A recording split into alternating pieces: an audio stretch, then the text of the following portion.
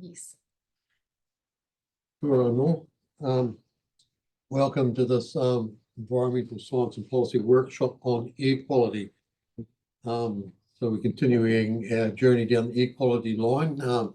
It's a wee bit rounding up the air quality teams, a wee bit tough going because it's hard to grab hold of the air, eh?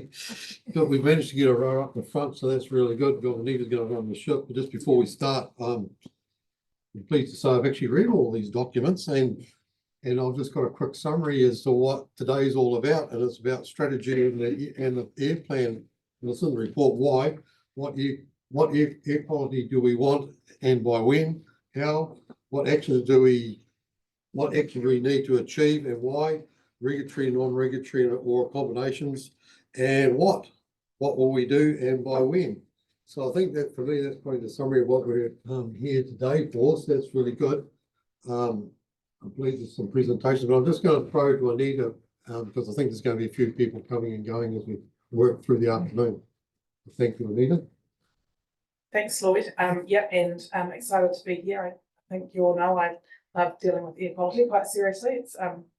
It's an area I think we can make a real difference. So we do have a team effort today. We have Hillary online. We've got Fleur sitting at the fire table. And up here we've got at the far right, Amber. I think you all know Amber and James. Viv, who I think you've seen her once or twice. She's a great addition in our policy team, and Kirsten. And then we've also got Sarah Harrison from the science team, and Dr. Emily Wilton is online. So there's some science support here for us and in the policy and strategy team. Lloyd has outlined what we're hoping to do to get some direction that we'll then put in a paper that goes to council in March. So that's what we're looking for today. And I'll pass you over to the team. I think Hillary's going to kick off.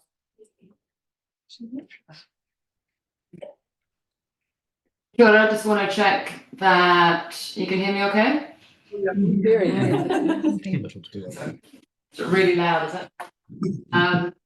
Kia ora, thank you for your time this afternoon. So Anita's already introduced the team. I think we've also got Julia online, and also just to explain it, James, you normally do see James in front of you in the capacity of policy and planning, but for the next couple of months he has been lured over to the side of strategy. So we've got both myself and James here today representing the strategy team along with the policy and planning team and the science team as Anita explained.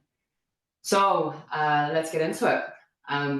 So as we know, regional councils have got a function of managing air quality to control adverse effects, primarily on human health, but also Kaitahu values environmental health and amenity. And so we, the team here have been working on a new air strategy and air plan.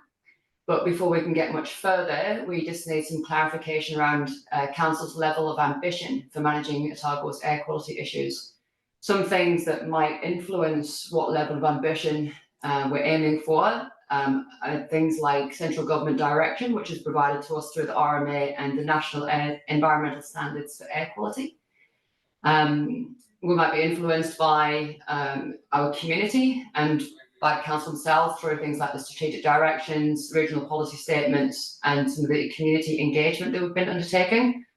Kaitahu values and aspirations, scientific data about the region's air quality and how effective various approaches might be.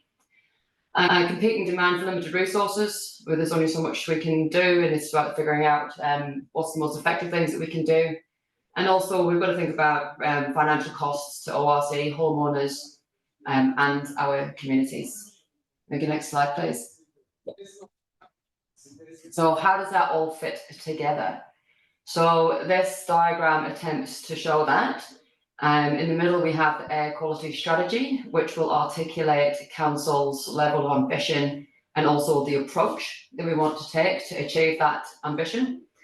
Above, you can see on the orange, there are things like community feedback, iwi aspirations, strategic directions, and the science, and then in the light blue, more of the RMA framework, which is all going to influence what goes into the strategy And then underneath within the strategy there, in the dark blue boxes, these are basically all the different tools that are at ORC's, available to ORC to, as part of that approach to achieve the air quality outcomes that we want. And so you see on the far right there, we've got the air plan, the regulation. That's a tool we've been leaning into quite heavily for a number of years. But there are other tools available to us that we have used in the past in to various degrees. And we might decide that actually some of these things we could do a little bit more or a little bit less of some of these other things as well. Next slide, please. So what we would love to understand today is what are the outcomes that we want to see for the region's air quality, and what is it that we should prioritise? Health and wellbeing, compliance with national standards, and or cost effectiveness. You know, we might be all three.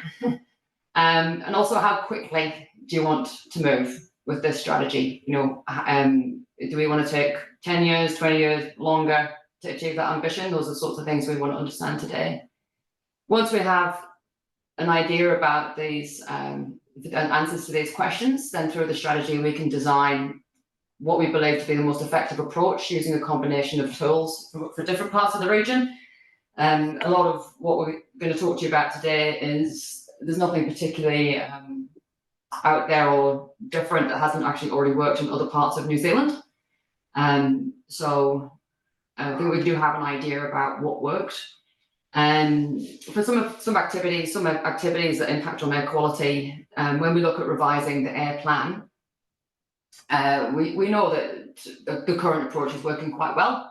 And so any amendments to those components of the air plan might just be tidying up some of the legislation to make it clearer to understand, or to bring it in line with industry standards, which something that other regions have done quite a lot of. For other activities, we might be proposing a different approach, and might be based on science and what's worked elsewhere in the country, as alluded to before. Next slide. And so I think that you wouldn't get to hear from me without me wanting to talk about the strategic directions. We want to focus the conversation today on outcomes, but there's a lot of information there, a lot of detail, so that you can understand the relative benefits, impacts, trade-offs of different options. But we do encourage you to get excited about the big picture, what the future might look like, what values we're here to protect, and how to deliver outcomes for our communities. And have a think about what we should focus on to make the most progress, what's going to be most efficient and effective, how to get more impact from our spending, and think about what does good look like. So really trying to keep our mind to those bigger picture, longer term outcomes.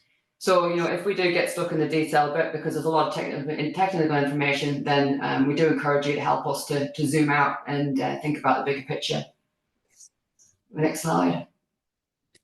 Over to Kirsten. Yeah.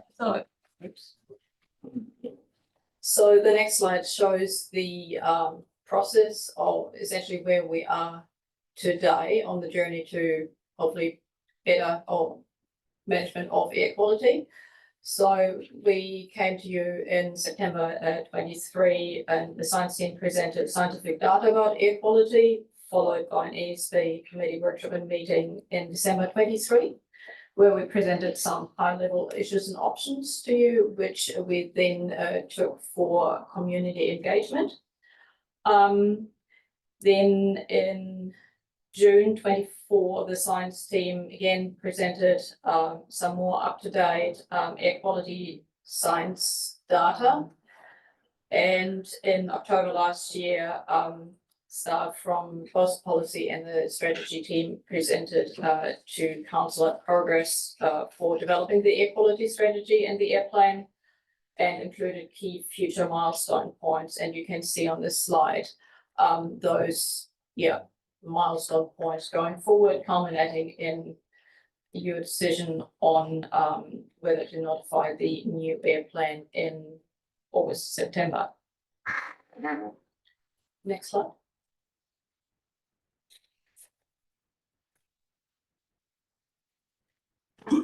James. Very good. Do you want to put your microphone on? I can do that.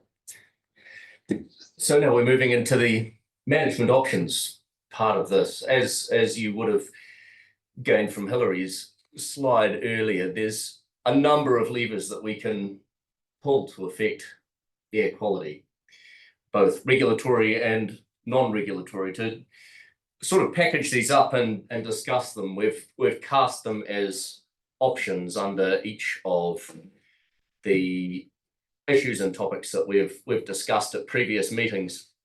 And each of these options represents a package of approaches. And it doesn't mean to say that you have to choose that package of approaches, but we have, with the support of science team, sort of worked out how this particular package of options would work out. And that's to say that if you want to remove one tool, then you'll probably have to amplify the use of another tool in that package to get the same outcome.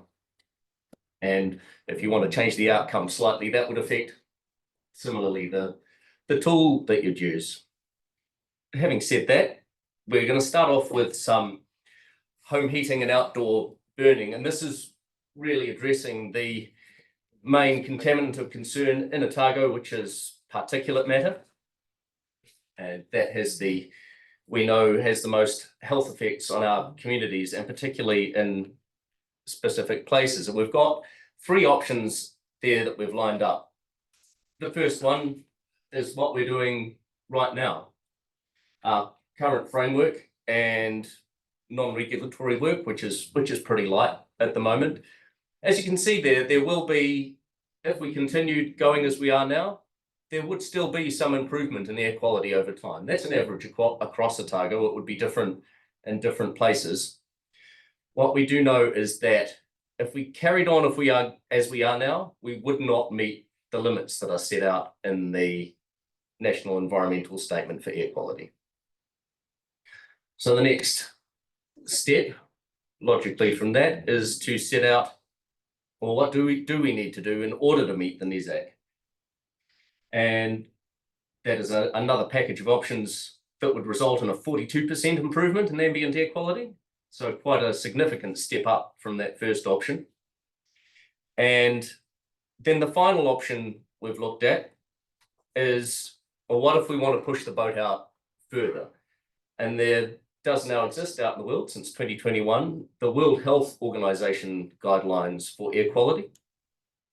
And that sets a range of limits that are quite a bit lower than what we have in our current plan, and also they address small particulate matter, so PM 2.5 rather than PM 10, which the NESAC currently addresses.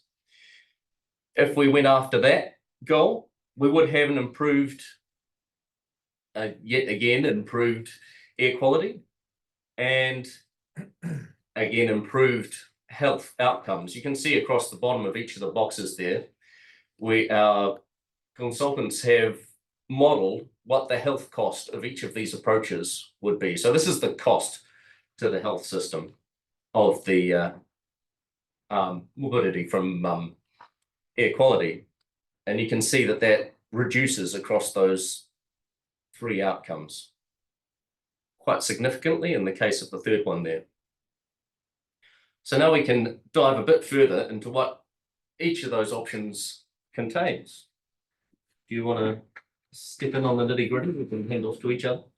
Sure. I'm not sure if I can be heard, so I'll just, yeah, thank you. That's great. So James and I have worked together with the science team and science consultant, Dr.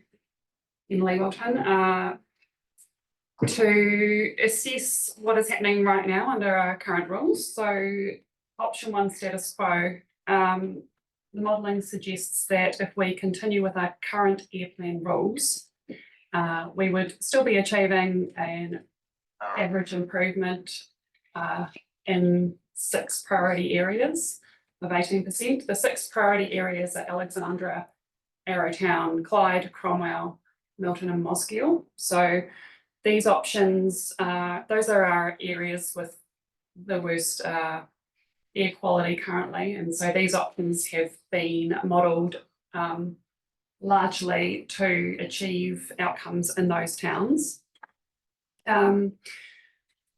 So under the status quo right now, we have both domestic heating rules and outdoor burning rules, and these are the things that can be modelled by science. The rest of the activities under the air plan, for example, agrochemicals, fertilisers, farming, and even trade and industrial, whilst those topics will have rules in the air plan, and we will be discussing those later, they haven't been included in the modelling because they do not contribute significantly enough to be modelled, or we don't have the data to model that. So this modelling is based on domestic heating and outdoor burning.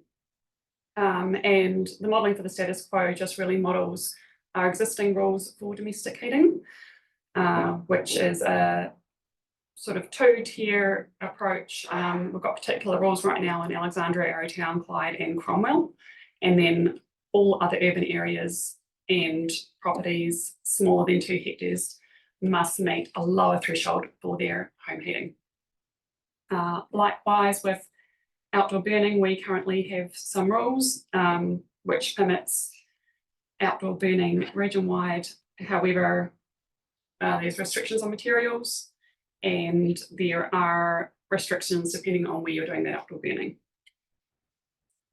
So that is. What was it that wasn't modelled? So I just missed a word in there. Sorry. You said just earlier on that something wasn't modelled and you don't have the data for. So the modelling is based on emissions from domestic heating and outdoor burning. What's it not based on? And so I believe, and Sarah can correct me if I'm wrong, but I don't think emissions from trade and industrial That's what I were said. included in that modelling. Those are the words I missed. Thanks. I think that they Sorry. were included in the modelling because we have that information from emissions inventories. So yeah, it was included in the modelling, but it wouldn't have changed based on any of the options that we're presenting.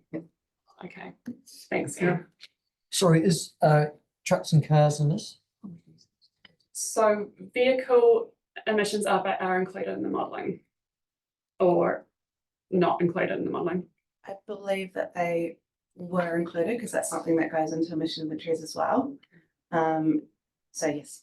Yeah, however, the air plan won't have any rules for vehicle emissions. That's not within the scope of a regional council regional plan.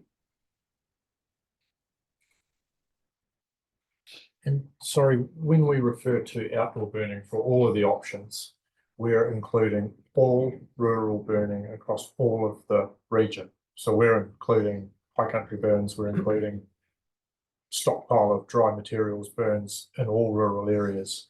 So it's not actually just, say, in those confined areas that are of interest, which might be drums burning in backyards.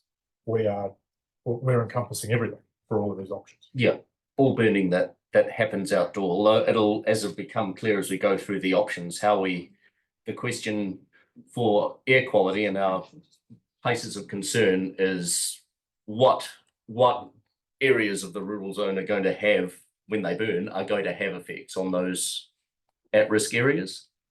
And it's how we approach that issue of what the contribution of that burning is to PM in those concentrated areas. Does that make sense?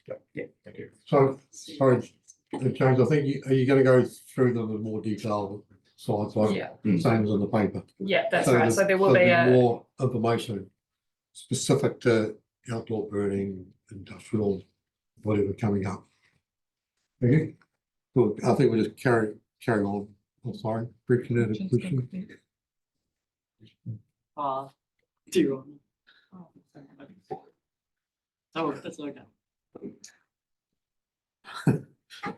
Okay, so Carry I'll on. continue. Thank So you, Emma. that's just a picture of what the modelling says will happen in the future if we continue with our existing rule framework. And our existing non-regulatory education program, which is Burn Dry, Breathe Easy for domestic heating. So I'll move on to option 2. So option 2 would achieve compliance with the NESAC limits for air quality.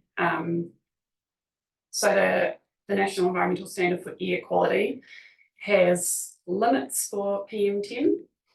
And if those limits are exceeded more than once in 12 months, then council hasn't met compliance with that standard. So at the moment in most of these areas, those exceedances are numerous.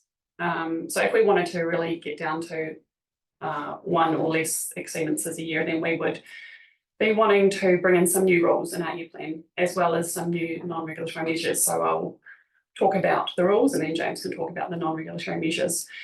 So for achieving option 2 NESAC, we would be looking to phase out a particular type of burner.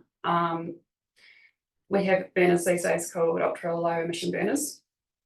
And if we were to phase out all the burners that are not these ULEBs, then we would be able to achieve this. And this, we're talking about those 6 priority areas. In other urban areas, we would look to have a protective layer over them so that if a new burner was installed, it would need to be a ULEB. So that's the regulatory basis of option 2. And maybe James can talk about the non-regulatory basis. But I see there's a question. Just have a question. Why is Alex different than Arrowtown, Clyde, Cromwell, Milton? Sarah can answer that. It's just demonstrating what needs to be done to meet the NESAC in those towns. And so Alexandra requires a bit more work. And so that's why there is an extra item there, which is behaviour change program. So you're saying that the air quality in Alexandra is worse than Arrowtown, Clyde, Cromwell, Milton and Mosgiel? It needs more, yeah, I guess, yes. It says that in the NES. Yeah, well, in It is actual fact, one of- yes, one but of if you 5 remember rightly, centres. the last time they came to the council, we actually saw that Alexandra dropped right away. So I think the answer is that it would require more intervention. Alexandra would require more intervention than the other sites to achieve those limits. Not that it's necessarily, the current state is necessarily worse, but it would based on climate conditions and the emissions profile of that site at the moment, would require more work to achieve the outcome. But you changed the measurement.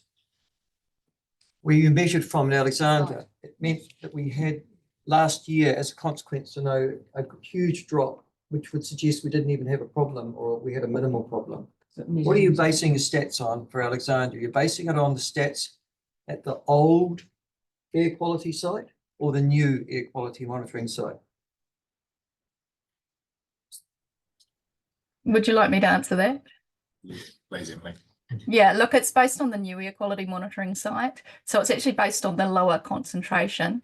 The reason is that the meteorology and the topography of Alexandra is extremely conducive to high pollution. And then when we take into account all the existing sources, it just requires more work. Somewhere like Arrowtown, for example, it is quite very conducive to elevated pollution as well, similar to Alexandra, but it's not quite so bad in the sense that the proportion, it's almost all from domestic home heating. And so therefore the effectiveness of measures targeting domestic home heating are greater overall. Whereas in Alexandra, there's a little bit more contribution from other sources as well, which makes those measures for domestic home heating a little bit less effective overall. So there's just a combination of factors, but it's essentially the meteorology in Alexandra is extremely conducive to elevated air pollution. And when you talk about behaviour change program, that's suggested as a reason for that, or because there's something wrong with people who live in Alexandra? Perhaps I can address that. A behaviour change program is sort of a catch-all term that covers a wide variety of things around sort of education and advertising and that sort of thing. It's not, I realise the term can sound a little bit like it's some sort of brainwashing That's sort of exactly what it thing. sounds like. Yeah, It yeah, sounds like special education. yeah, it's a bit of an unfortunate term, to be fair. Wouldn't work on you. I'll go live in Alexandria. Yeah. But it would include things like providing information about how to use your burner property. Because they don't know how to use Properly. it properly. Well, a lot of people Never mind. don't actually, or need reminding. Are doing all kinds of things, and like the dryness of wood that people use is a really big part of it. And some people don't have a moisture meter or just don't know that whether their wood's dry or not. And so it's just those sort of basic skills and getting that knowledge out into the community. So I don't mean to labour the point, Mm. but the issue about dry wood's critical Mhm. in actual fact. That's not a behaviour change program, surely. I mean, you can measure, there are people who retail wood, obviously you buy wood. Is there anything here regulatory that says that wood must meet a different standard before it can be sold? We haven't looked at addressing that in a regulatory way. One thing that we have discussed is having what they call good wood suppliers, which they've tried in other areas, which is where you certify particular retailers who will provide dry wood. And that goes through us having some kind of program to support a certification scheme and going out and checking that they're actually doing what they're saying they're going to do. But that is something that has been successful elsewhere. I know, so that's why I'm surprised it's not there. Well, it's yep, that's a fair point. And I guess it I would think it is included under behaviour change program, the dry wood program. it would support the behaviour change program. As I say, that's a very broad catch-all for a bunch of initiatives. Okay, thank you. But can I just add just on that point though, because we're there. I mean, one of the messages always said to me is that it's when people run out midwinter, they go to those firewood suppliers. It's a year to get totally seasoned firewood available. The firewood suppliers have only got next year's supply that they're cutting. These people are desperate and they supply it to them. And so, you know, until we can manage that, then while that still happens, it's an affordability thing, it's the ability to store. To me, that has always been the key. So, You must have seen that. as councillors, that's not an action. So you could put some actions in the non-regulatory space around that, around, I'm not sure exactly what it would look like, but supporting people to make sure that they can get enough dry wood in. You know, there's all those sorts of levers that you can pull, and they would come into that financial assistance thing. Some of them is storage. I mean, I sort of run out of storage at about 7 metres, might be, you know, myself, and you know, if that's a challenge, I rely on my wood suppliers to continually bring dry wood. But there are things that you can do in that financial assistance non-regulatory space as governors that sit outside of the plan, but that would sit in the strategy. That goes with the good wood, that goes with, you know, educating people on how to store your wood, you know, off the ground.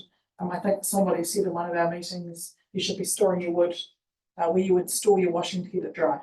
So that's the kind of environment you're looking for your firewood. So all of that sort of stuff can go in the non-regulatory stuff to support, you know, to support what we're doing.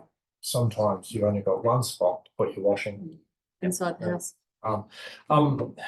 Yeah, but the problem though is that even the firewood suppliers, the good wood firewood suppliers, they tend to be in lease sites. They don't have elaborate setups for themselves storing dry wood. That would be that wood that's outside. You know, there's very few that can actually afford to have sheds stored covered constantly. It's not a high. It's a high cost and it's not a high return industry. Anyway, Yeah, you're right. There's a whole system that underlies why the supply of dry wood and wet wood is what it is, and it has been for a while. And we haven't gone into the detail of how that all works and how we might be able to intervene in it to make that better at this stage. But it is something that we can pursue further. And what do you mean by financial assistance? Well, the main one is, you might recall, some years ago now, ORC supported people to replace their burners. And that's the main limb of financial assistance that we're thinking about.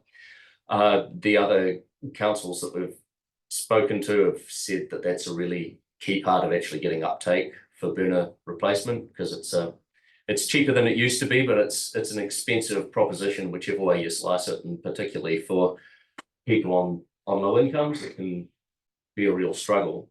So actually providing some form of financial assistance is really key to actually making those regulations actually work.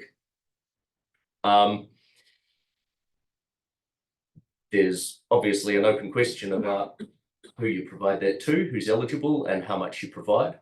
And we haven't done that analysis yet. What we have done, as you'll see in the paper, is we've given some sort of top end estimates of what replacing all the burners around Otago could cost in the priority areas. And I can test my recall, but I think it was about $55 million for all the burners all over the place that would need replacing. And we expect that to be a very high estimate because of the way that we estimated it. But it does at least give you a picture of the kind of cost that might be involved. And that would be basically us paying to replace every burner. And obviously there's a lot of play in there. Yeah, sorry. That's on page 24 of the main report. So that's set out just as an illustrative example. The key thing is that we're not making decisions on what a financial assistance package might look like. That's your decision to make. The obvious one that is used around the country is subsidising or loan schemes. Councillor Wilson's talked about loan schemes for other things as well. But there are a multitude of ways you could cut and dice that. It's sort of more a principle about whether you want to provide financial assistance or not. Yeah. And finally, this option doesn't phase out wood burners. So everybody living in those air zones is going to be confident that they can continue to heat their home with wood burning under this option as well. Provided it's an ultra low emission burner, but that's correct. So that provides some resilience around. Although it's not as good ultra low burner in terms of heat output as it would be in Dunedin. Is that right? I'm not sure about the efficacy of. Well, no, because. But it's colder in central Otago. Yeah, well, no, it's just that we're talking about, but your permitted burners, our permitted burners already in central don't turn out as much heat as your burners do in Dunedin, because we're only allowed, our permitted burners can build 0.7 gram per kilogram, whereas you can burn double that. So your output. Would you like me to respond to that? Yeah, Yes, I can. Yeah, the emission criteria limit is not related to the heat output. Yes, So it's an emission rate in grams per kilogram of fuel that's burnt when the appliance is under test. There's no limit to the amount of fuel that a householder can put on them, and there's also quite a range in heat output from those burners. So you can install a small heat output burner, or you can install a higher heat output burner. That's just up to the householder what choice of burner they put in. So there is no limit, or there's no constraint on the choice of heat output for the ULEB burners. The anecdotal evidence is that those ULEBs in our neck of the woods don't put out as much heat as the heaters that they're replacing. Well, that would actually come down to the choice that the individual householder has made. If they were replacing, for example, a 10 kilowatt burner, and for some reason they put in a 4 kilowatt burner, then obviously it's not going to have the same amount of heat. But there is a wide range of heat outputs for those ULEBs now, and potentially maybe in the early days. I still think the early model ULEBs still had a reasonable heat output range, but definitely there is a really the types and the nature of appliances that are authorised under that scheme now is quite a lot more extensive than what it was when the rule was first introduced. So I don't believe that there's any issues with heat output requirements. Bring that evidence to you. I think we might carry on a little bit, see if we get a little bit deeper, and so we get, I think we're starting to get far down a bit much. We get through to the end. We'll go a wee bit because you're in the section, so we'll get I think we'll progress on. That's fine. Great, so I will move on to the next option, option 3. So this option, Could I just bring up, there is another thing on there that we haven't discussed, if you might want to leap in here, but in combination with these things is using some outdoor burning controls. This is what we were talking about earlier. We do know that PM from outdoor burning can travel quite a distance. One option that we can look at is around our urban areas having a buffer zone where there is more limited ability to burn, and that might be, say, in the depths of winter, no burning when domestic burner use is really high, and so you'd be more limited to outdoor burning in the shoulder seasons. And there's also the issue of outdoor urban burning, people with sort of their braziers and all that kind of stuff outside. So that urban outdoor burning, we could put a lid on as well.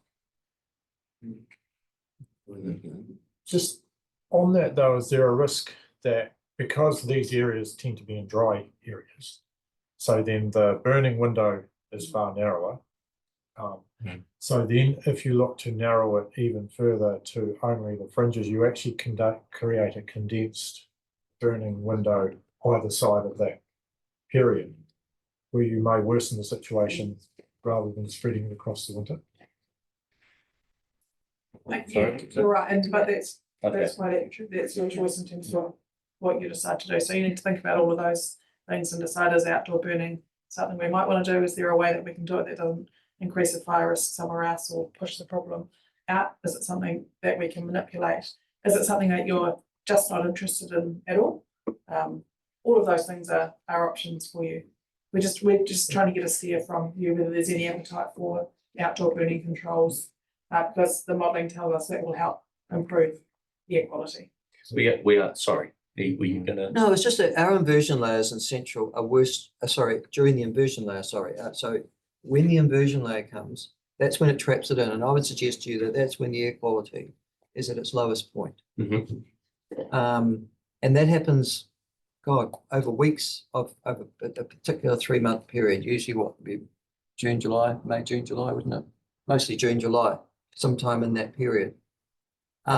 So what I'm just saying is, have you given any thought to the idea that there are certain times which you really do need to, but I don't need to be doing this, and when the equinoctial winds are blowing in September, October, November. Yes, yeah, that's another way that we could approach it, just making sure that people are burning when those conditions aren't present. So we've got a section on outdoor burning coming up. So Viv's going to dive into all this a little bit more deeply. James, just before we go, Wait for the outdoor burning section. yeah, okay. Yeah, I'll do the same. Yeah. I think we want, if we can get to the end of this part, and then we'll have questions once we got everything in front of us, and then we'll move to outdoor burning, and then we'll do that. That's right, Let's move on. it's the inversion layer. Thanks, Emma. great, I'll move on to the next option. So 3 options today. So this is the most stringent option, which would have the best outcomes for human health. And this option is similar to option 2. The main difference is that within Alexandra, there would be a complete phase out of all burners, ULEV or non-ULEV. And we are very aware that that is has other issues, for example, with cold homes, for example, with electricity outages and heating security. We're very aware of those issues. But we wanted to show you this option so that you would understand what it would take to get to the World Health Organization guidelines everywhere in Otago. These are the measures it would take, and that's why they're in front of you today. James, did you want to? I don't think I've got anything to add to that. You'll see from the lists that it's elsewhere, it's similar packages of options, just distributed slightly differently. We do have a question slide for the next one, so shall I bring that up and then we can take questions and. Is the text slide on this or? Yeah. Yeah. So this is just trying to find out what your level of ambition is regarding air quality and health outcomes, and whether you feel that we should be prioritising that regulatory compliance or those human health outcomes, or whether you are happy with the status quo. So basically, I think what we've got here is you've got the existing status quo one, which basically says that we won't get any, we may get slightly better over time, but we won't get to meet the national standards, which is what's required of us. We've got the option 2 is basically the middle option that's got some, we're going to have to make some changes and bring in some regulatory stuff and some behavioural stuff. We've got option 3, which basically says that in parts, well, in Alexandria, it's unlikely Alexandria will be able to get to the WHO standard. And they're probably a little bit more onerous. And so really we want to have a bit of a discussion about where the middle ground is and what regulatory and non-regulatory things that we think would be move forward. Is that what we're after? Because there may be a mix of 2 options at the end of the day, but we just want to have a bit of a discussion around That's right. around that. Is any questions or any discussion? Yeah. Well, we've got Alan, Elliot, Alexa. Right, thanks. And look, I had my own question, not an answer to one of those. I think it would be really helpful for us to have a good understanding of those health costs and health savings that you've quoted there in your model, because I understand those huge figures, millions and millions of dollars, are annual costs. And it would be good to have an understanding of where those costs lie, because if we're trying to make some decisions, that would be really good for us to know, you know, what is the result. And it seems to me that indicates that the current state of the air, and even with some of those improvements, that is affecting people's health in a huge way. And I guess we're sort of trying to measure that with a dollar value, but an explanation of those, what that means and where those costs lie, I think would be helpful for our decision making. Yeah, I'll take that one, but I might pass on to Emily Wilton afterwards. But I just wanted to say that it's based on like the Happens modelling, and so they model restricted activity days, number of premature deaths, and number of hospitalizations for like cardiac and respiratory illness. And so it's sort of taking those costs from that modelling and applying it to an Otago framework. Yes, there are no local stats. Yeah, I know it's modelling. in modelling, that's right. So can I just check, is that an annual cost or a? It's an annual cost. And that raises, you know, I guess, you know, when we come to how much is those going to be cost, how much will it cost to put one of these programs in place? We also need to ask how much will it cost not putting these programs in place?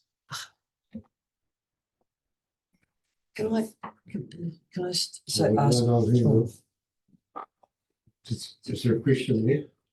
Well, no, Sarah I'm sure asked it'll a be the question same. about an explanation of what that means. Sorry, was that a question for me? I'm just struggling to hear. There seem to be a few microphones going. So was that a question for me on the health cost? If you want more, if the councillors would like more detail on my answer about how the health costs were modelled. Yeah, I guess probably the only additional things I would say, the Happens report was extensively peer-reviewed internationally and nationally, but I do need to clarify because it was mentioned earlier, or it was implied that they were fiscal costs. The Happens model is based on it includes fiscal costs, but it's largely dominated by the cost of the premature mortality, which is based on a willingness to pay using the New Zealand Transport cost value of about 4.5 million per death. So there is 2 different types of cost included in that Happens model. One is the that willingness to pay, and the other is the value of life years lost. Both of them are very high numbers. The life years lost is slightly lower.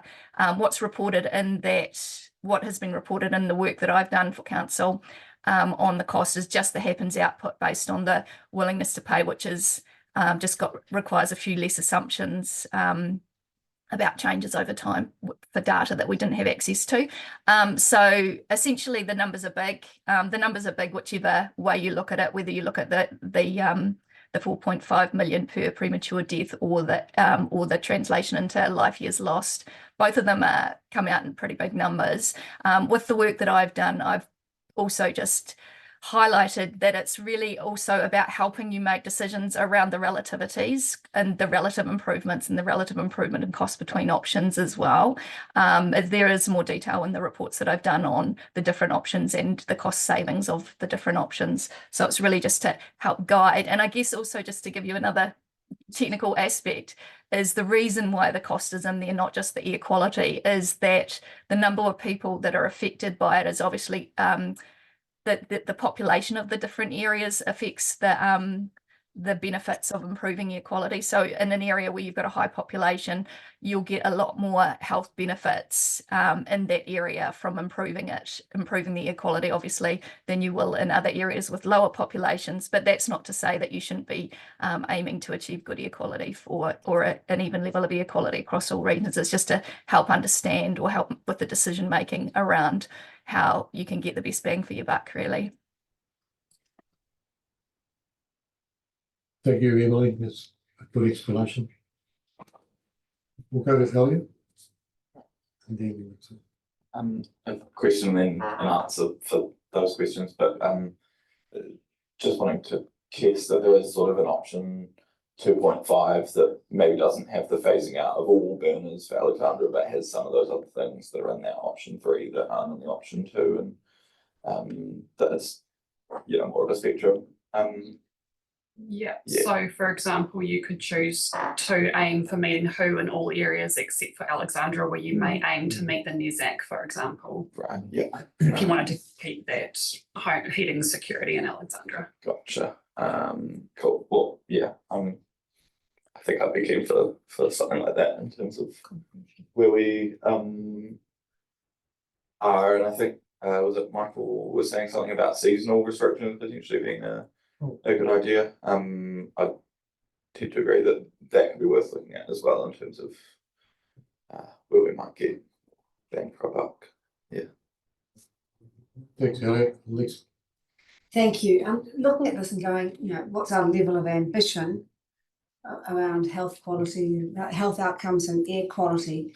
And I wonder how we can do that, just really focusing on home heating when vehicle emissions are serious impacts on air quality, especially in places in Dunedin, Queenstown, Mosgiel, Milton all have high vehicle densities.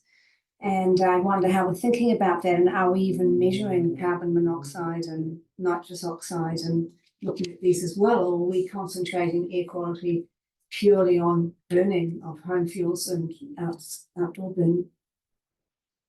I'll answer that. We have done periodic monitoring of carbon monoxide and nitrogen dioxide, and we've found that we're not anywhere close to the NESAC limits for those. The limits have come down for the World Health Organization guidelines. So it is something that we want to look into, especially the nitrogen dioxide. But because we haven't gathered as much information about it, we can't do the same level of modelling that we have done for home heating. I don't know if Emily wants to add any more to that. She has considered vehicles in her modelling. Yeah, when I spoke to you guys in June last year, I mentioned about the relative certainty about the health impacts of the different contaminants. And so with particulate, the PM10 and the PM2.5, the health knowledge and the standards are based on very certain impacts, and it's been collected over a long period of time. And as I pointed out, then, you know, the main source of that is domestic heating, and motor vehicles contribute very, very little to the particulate, the ambient particulate. In terms of, yes, the World Health Organization have, as Sarah pointed out, added in a new annual average, you know, to guideline, and with our NESAC, we've got and with our air quality standards in New Zealand, and as had been historically in most places, the NO2 limits had been focused on shorter exposures, so 1 hour and 24 hour. And as Sarah pointed out, we're well within those, and historical monitoring has shown us to be well within those. The only real sort of emerging issue with motor vehicles is whether there is this, where we sit on an annual average, and whether we would be compliant with the proposed new WHO, well, not proposed, sorry, it is the new annual average for WHO for NO2. And so that's really just a case of at some point doing some monitoring to see where we sit. But certainly if you are looking at the relative significance of those issues in the Otago region, domestic heating and outdoor burning are by far the only real sources that you should be focusing on at the moment in terms of both where the knowledge is at, in terms of the understanding of the health impacts, and that should really be the focus of where this plan is. If at some stage future NO2 levels do suggest that there is a annual average issue, then I think that the appropriate time would be further down the track for consideration of that. Thanks, Emily, that's helpful. Thank you, Alex. Michael? NESAC came in 2021. It hasn't been updated from then, and it uses PM10 as your primary measuring device. But even in the last 3 years, sorry, this is a question to Julia Briggs. But even in the last 2 years, or since in the last 12 months, there's been a suggestion that NESAC's going to be updated and use 2.5, PM 2.5 as its basis. I guess you're all aware of that. So in some ways, and we measure still PM10, I think, in Alexandra, don't we? We don't have a 2.5 measurement at the moment, particularly. I believe we do measure Or do we 2.5, measure? Sarah. In Alex, we are in the process of When looking to process of, install yeah, one. we're not doing, we haven't done it yet, have we? Not yet, no. So those stats for PM10s were for PM10s, yes, Alex. We did look at PM 2.5 as well. You can actually model it. Okay. Yeah, you can, there's a relationship between PM10 and PM 2.5. So that was what was done for that for assessing against the WHO guidelines. Yeah, okay, it might be slightly different though, because it doesn't matter. But I'm actually thinking if we've got a new standard coming in, it's pending. It's been indicated that it's pending. We're in 2025. That last standard was 2021. Should we be having this discussion after? Because surely that will change things considerably from 2021 to 2025. I believe that the proposed NESAC would be more based on the current WHO. Is that correct, Sarah? We don't know what it's going to be, but as part of the work that was done for the modelling, an assessment was made on which out of the NESAC, the proposed NESAC, and the current WHO guidelines would be best to aim for. And Emily Wilton concluded that PM 2.5 guideline the annual PM 2.5 World Health Organization guideline will be the most protective for human health. So that's why a lot of the modelling is based around that. No, I was just wondering if this discussion is premature. So the challenge. Can I answer? Can I answer? Sorry, our airplane is well and truly overdue for a review, and we don't know when that update's coming. So MFE are not working on air quality at the moment. It might be some years down the track. I understood it was imminent, but perhaps Julia Briggs knows better. Does Julia know better? Can I just offer some reassurance to you? I understand in terms of if there was a new standard that it might influence, it might have some impact on your decision making, but I can just offer some reassurance that all the science work has been done based on the idea of a PM 2.5 standard, which is what the WHO presentation component of this presentation is about, but it was also done on the PM10 standard. So it's basically all the work has been done considering both standards, and the option that's been presented to you, because PM 2.5 is a component of PM10, and because domestic home heating is almost all PM 2.5, so the majority of your PM10 is PM 2.5, the options that are in front of you are managing PM 2.5 as well as PM10. So it's really, I can understand it would be so much more helpful if the NESAC was reviewed and here, but at the same time, all the work, you're going to be achieving the same outcome. So it's not really, it's not really to the detriment of the decision making that you're facing, that you don't have that in front of you now, because you're basically looking at measures of improving PM 2.5 in the airshed. There is an exclusion that you can get in NESAC though. Regional councils can apply for an exclusion in exceptional circumstances, and one of those might be the inversion layer that comes every 2 or 3 weeks through Central Otago. Have you considered that? So that is usually used in case of a bushfire, or it was used in Auckland when there was actually Australian bushfires created a lot of smoke in Auckland. That's just that's used to classify an airshed as being non-polluted. When we have like 50 exceedances a year, we know the airshed is polluted under the NESAC. But we don't have one of those. We don't have an airshed that's had 50 exceedances a year, not according to the stats we got presented to us.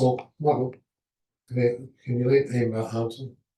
We have many more than one exceedance a year, and it's due to an usual occurrence, not an unusual occurrence. Okay, that's good. We'll move on. No, I've got one other question, sorry. Is in any of this discussion, so whatever decisions we particularly make, I think somebody said they were ambitious. Is it an intention of this council to go to the people in the communities that are affected, actually the people who live in these airsheds, and ask for their input into this decision? So we've done that, and that's attached to your material. So No, sorry, okay. So that was those sort of meetings that you had there? Yep, that's right. Okay. It's about 20 people turned up.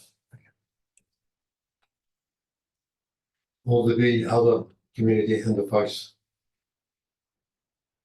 That's not built into the program at this point. So the time frame we used signed off in October has the clause 3 and 4 scheduled for April, and then there'd be the formal notification process. Yeah. I've got Gary and you've got Kate, and if you just give us an idea, an inkling of what you're thinking at the end, like what, does that make sense? I'm going to give you a very accurate what I'm thinking from the start. On the status quo, where I'm sitting, I think that anything above status quo at the moment is too extreme. The engagement that we've done, what I read from it was that we weren't that keen to be too reliant on the feedback or the answers that were given. I think that we have not yet gone far enough into the low-hanging fruit that just seems to stay on the tree or fall on the ground, to be honest. That all of those actions that were non-regulatory actions we could be looking to do, and even if they have to flow into regulatory actions around firewood management, is all yet to be done. And anything alternative, anything above the status quo, has some very substantial implications, and I think it will create cold towns with old housing stock. So yeah, status quo is what I'm saying. Thank you, Gary. Okay. I'm sitting here and thinking, if the scientists had done as much work as they have on, and we lived in water, then we would know all of the things that would affect us much better. And yet we've got no thinking when we're dealing with the air that we're worried about any other biodiversity values, as if it's only about human existence. We don't. What's the effect of these things on other things other than just humans? Is that not anything that we can consider? Just asking the question. Not something that's been traditionally done here around the country. It's not to say perhaps it shouldn't, but it's not something that's featured unless anybody's aware of any biodiversity research impacts from air quality. There are some impacts of some contaminants on plants, specific contaminants, not ones that we're looking at in terms of managing ambient air quality, because they tend to be from like point source discharges, not local, not things like domestic heating, which tend to contribute more to ambient air, they will be considered as a part of, as point source discharges. If it was from an industrial activity, for example, it would be considered as a part of the resource consent process. But generally with air quality contaminants, the level at which they will affect human health is a lot tougher than the level that they will affect plant life. So that the health impacts, the impacts on people tend to occur at concentrations higher than what they will impact on other species. And fauna? No, well, I don't. Flora definitely. Fauna, I don't know. Okay, no, and that's why I thought it was just funny that we're so focused on us, but why not? The other question I've got, and I'm sorry, again, the tools, we've jumped right into heating, but then, and I understand why, but should some of these airshed areas with high issues already be ones that we don't allow urban development into? Has that been considered as one tool that we have and discounted? So I just want to check that out. We haven't at this stage considered restricting urban development. No. Thank you. However, if you'd like us to, then you need to give us the directions that we can go and do it. Because we do have the tool of extinguishing land use. Look, I appreciate that. Quite It's just extreme, but I know it's extreme, but in some areas, and I'm not thinking Alexandra in this case, but I am thinking some parts of Arrowtown where you've got sprawl anyway and breakout, where there's some of that. So we've got some tools with the urban the future development strategies and stuff saying actually intensification in these sites particularly may not be the best way to, it may be a counterintuitive thing to intensify, which is normally what we do. It may be better to say actually you shouldn't be intensifying in these areas because of the air quality issues, which we will not be able to fix. Wouldn't it be easier to handle it just by stopping having burners? I don't know, I'm just asking, but we're not with your fire problems. Okay, you got, have you got where you think we need to land? No, I'm still considering it because I think there's a, Okay, so let's go I on. just want to ask Move this on, question. move on. I'm keen to say that I'm not happy with status quo. I want us to move into something a bit bigger than that. Thanks, Alexa. We'll move on to Tim and then John. The question I have is just in relation to the new burners, the new LED burners that we have. I guess now everyone will probably be buying them and installing them, unless there's non-ULEBs still on the market. Well, that's the first question. Is there still I put one in last year. a non-ULEB? That's right, and so people are still doing it from.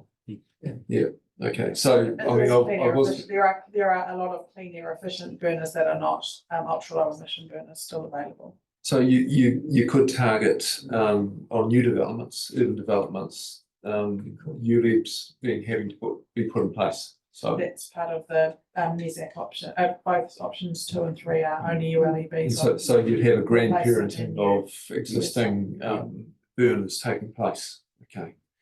And in terms of my view on this, I'm thinking of the whole of the target, not perhaps just Arrowtown and Alexandra as well. We can't really, can we make regional restrictions like, I mean, Dunedin, I mean, if we do something for, if we make a regulation for Alexandra, do we have to make Dunedin as well? So you can have different rules for different towns, and that's part of the, so option 3, you'll see that the towns were a bit more graduated down.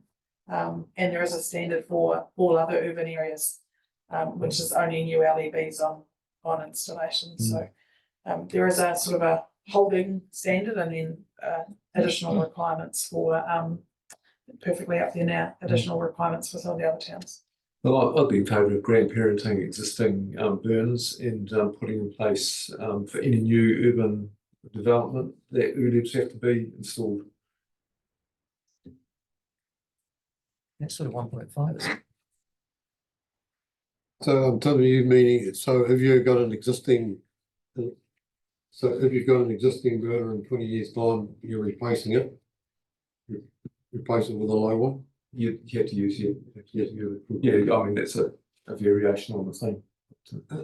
And I've just got a quick question too, just for, I read it, but so currently it's like, we talk about the low burners of particular emission rate of 0.7 or 0.7 or less, how does that relate to like the low emission burners? Was that one determined to be a low emission one?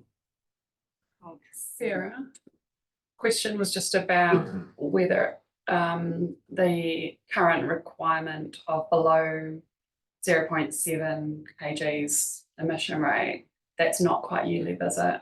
No, that the definition of a ULEV is it must meet a certain energy output and have a certain efficiency as well. And so that doesn't strictly have to be related to an emission rate, although they tend to all have like quite low emission rates, at least probably below 0.5. And so yeah, as a consequence, we have some ULEVs that would meet our rules, and then some non-ULEVs that would also meet our rules. Yeah. Wait, thank you. Yeah. So Tim, you're saying, was that across all the Otago you're in, or across all the 6 towns? Well, initially those 6 towns, but it would probably make sense to have it across Otago. Option 3. Alan? Thanks. Yes, to answer the questions you had, yes, I believe we ought to be very ambitious here, because we're talking about direct effects on people's health. It's not just something theoretical, it's actually something real. Your option 3 there looks good, I thought, apart from no part of Otago should be forbidden for having health burners for wood burners for all those other reasons. Anybody else? Oh, what? Well, I guess you'd know where I'm coming from, but listen, I'm really keen on getting a much better engagement with the communities that are affected. And I think that if you get them to lead our decision making on this, you might be surprised, just quietly. But at the moment, I don't think that our contact with those affected communities, and certainly no one in Cromwell knows that the ORC's projecting is intending to do anything in this area, and they'll have a particular view.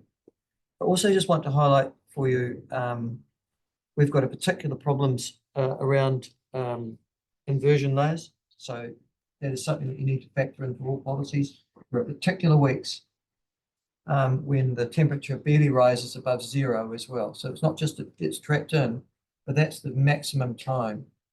And we've also got a massive problem with energy prices. Yeah, we've heard That is huge, and it is affecting the quality of life and the quality of eating already in Central Otago, particularly in lower income households. We need to be cognizant of that in terms of any policy that we create, because I'd hate to think that we're going to end up in our policy making sure that, I don't want us ever to get to the point where banning wood burners for 2 reasons: security of energy, but also because it's the most cost-effective option to keep homes warm in winter. And that's going to be amplified, not over the coming years, not made better. So Fleur and I have just had a discussion. What we might do in the 19th of March paper is bring you what we think your preferred options are, but also bring you an alternative timeline that if you don't want to go August notification, that builds in another lot of engagement. Cool, thank you. Wait, anybody else? Richard? It's probably been summed up. It It's not- seems as though most people think there should be wood burners still of some sort, rather than a full ban. It seems that most, so I'm not sure if we need to talk too much more about that. But the other point is that we do have to try to meet the regulations before us. That's a bit of a party pooper thing to say, but we do actually have to take that seriously too, and we can't put things in place that we know just is not going to get anywhere near to doing that, especially when people's health is at stake. But I agree, and having had the experience of consulting with community before on the air plan and hearings, where we will be at with community is that they'll want to have the option of solid fuel burners for sure. But yeah, we've got some issues that people need to understand fully as well around the realities in some towns of having that, and phasing out is a really, really, really long thing. Yeah, it's not any time soon that we're gonna meet our requirements, yeah. So, no, yeah. I think we probably move on, probably, sort of, I think at the end of the day, we can't ban fires, wood fires, but I think we do need to encourage a movement towards low emission fires. And I think it's whether we phase out, like, you know, at end of life, as Tim was saying, or whether in some extreme. That's probably where I'm sort of getting it now at this stage, but if we phase out over time, I'm a bit reluctant around the financial assistance part, so that's probably why he gets stuck quite a bit. But I do think we can probably spend a bit more time in the non-regulatory space and probably work in that area a wee bit more as well. So also, I'll probably have that phase through one, I guess. I think everybody's had, I think gives you a bit of a direction there. Yep. We haven't done much on outdoor burning. We're just going. We're not. I'm going there now. Yep, you're going And- down. Hopefully it'll take a bit Alright. quicker. Right, yeah, so, onto outdoor burning. Mostly so far, we've sort of talked about ambient air quality, and for outdoor burning, that is still something we're concerned about, how it affects ambient air quality.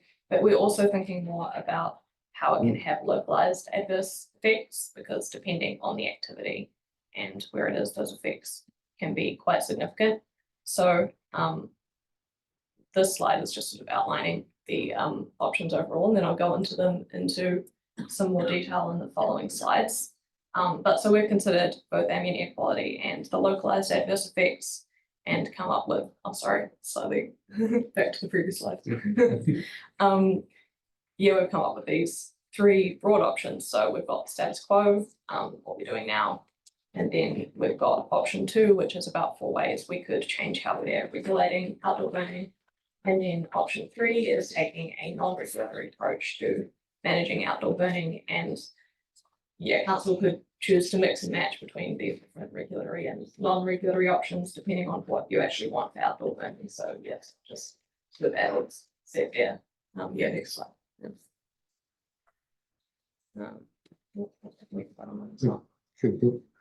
So the status quo, as part of the status quo, we do a few non-regulatory things. The air plan has a little guide that isn't part of the rules about good practice for outdoor burning, and that information is on the website along with a summary of the rules, and we've sort of shared that information in brochures in the past.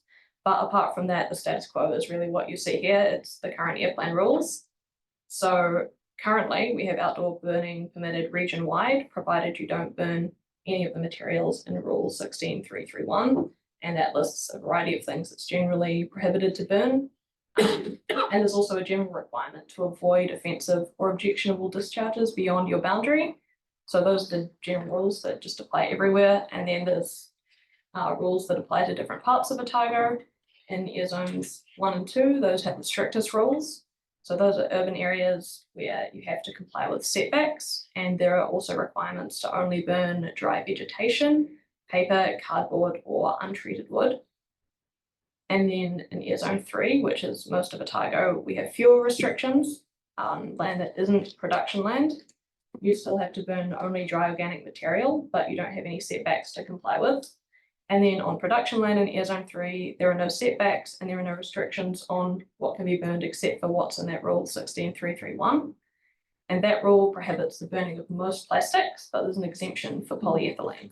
So that allows agricultural wrap, silage wrap, and balage wrap to be burned on production land in air zone 3 as a permitted activity. So that's the current air zone rules that are on the plan.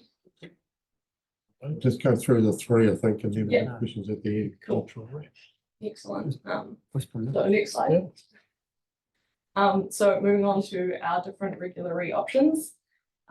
Science Work has recommended that these two options as regulatory measures that we could use to improve ambient air quality in those 6 priority areas. So this kind of links in with the outdoor burning controls in the earlier slides. Although you could choose to apply them to other areas if you wanted. So these are both mainly about controlling larger scale outdoor burning activities that are currently permitted. So there could be exemptions for small scale or infrequent activities that are permitted, like fires for cooking and things. So option 2A is about controlling outdoor burning that's inside urban areas. We obviously have those existing restrictions in air zones 1 or 2, which means the setbacks effectively have a 1 hectare minimum site size in those air zones. That does still allow outdoor burning to occur, and that can be a problem in places like those priority areas, which aren't meeting the national air quality standards. Also, thinking about the more localized effects, there are many cases where you have larger properties that can do large scale activities and then near denser residential areas. So there are opportunities to further restrict outdoor burning in urban areas, and there are various ways that you could do that. You could set a larger minimum site size, or you could just not permit certain activities within a specified area.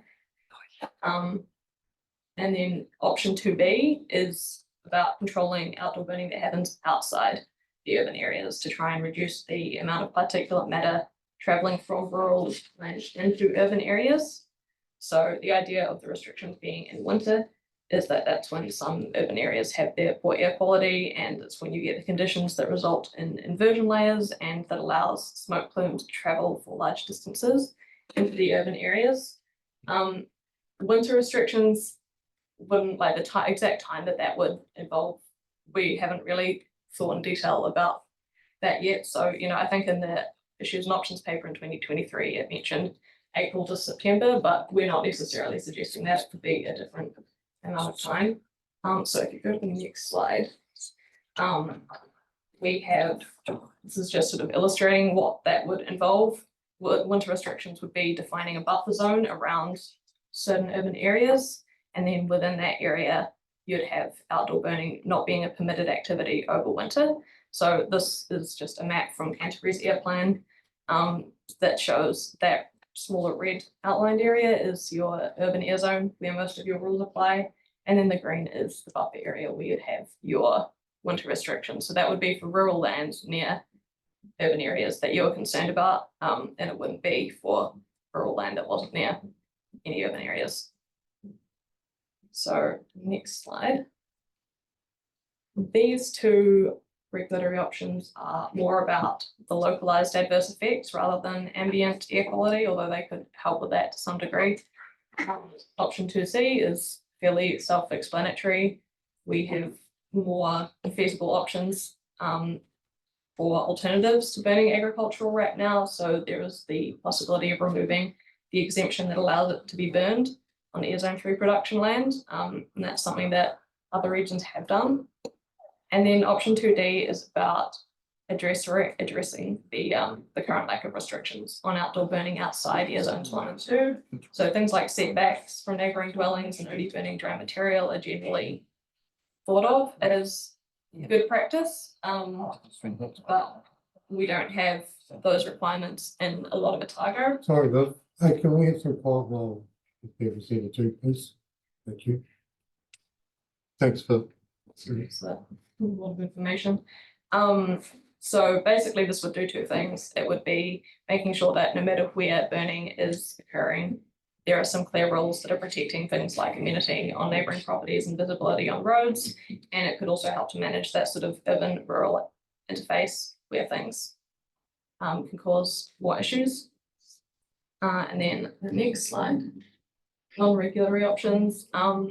So this is where we could do things like education programs or working with rural communities to develop outdoor burning guidelines, which could have some more buy-in rather than if we just put rules in the airplane. And we could just leave all the existing airplane rules as they are and try to achieve any changes that you want to see by using non-regulatory measures, or there's the option of introducing new rules for some things and then taking a non-regulatory approach to others, if you think that's more important. So next slide, final one. Yeah, so the questions that we have are these 4 key areas where we could change what we're doing, or any others that you might suggest. What do you want to do for increased regulation, or what things should be used non-regulatory measures for, or what areas would you just like to leave as they are with the status quo? Thank you. Then we've got Michael and then Kate. The particular problem that we've got in Central is that particularly where there are urban developments being planned, they tend to chop down the rural areas and the trees there and just decide to burn them there. Yeah. And I think those have major problems for nearby urban dwellers because don't put your washing out that particular day, but also it's just they're inside the house, you can't get it out, things like that. Yeah. Are you suggesting that continues to this day? Okay, and it's annoying and it's repetitive and people get really pissed off about it. And they come to the ORC and the ORC go, so we've got a deficiency in our current regulations that you're seeking to plug around buffer zones, or is that just a lack of enforcement? Yeah, potentially. So it depends on where that burning is occurring. We do have a lot of situations where, like, the current air zones 1 and 2 are quite constrained. So there's land that's really near like main towns where you'd be doing those new subdivisions. It would be zoned to have subdivisions and development, but it will be air zone 3, and so there aren't the same restrictions. So a lot of those activities that are causing problems, I think from some of the talks we've had with compliance, are permitted activities that they can't actually enforce. You're not going to get an argument from me on buffer zones. I think Ashburton's is good there. But the other issue is it's to do with rural land. We get a lot of, again, burn-offs, and I guess it's one of the reasons you've raised the issue in Central, where somebody's burning off a long, long way away. And Wanaka's suddenly swamped, or Cromwell swamped, or there is a fire that might be 2-3 miles away, but that smoke comes to that particular area. And it is offensive and it's just ignorant too, in many cases. The people who are doing the burning though will say, well, the wind wasn't blowing in that direction when we set it off, but so what are you suggesting for those kinds of things? Because in actual fact, if I had to name one thing that really has been most predominant since I've been elected council in outdoor burning and irritation, it'd be the second one that I've just given you. People burning outside those buffer zones, but ash dropping in Cromwell, for example, I'm sure the chief executive remembers that. Before I started. You did your thesis on it. And Monica, those and Queen Arrowtown's another place, observed all that. Alexandra. So what would you think about those as ways of stopping that kind of antisocial activity?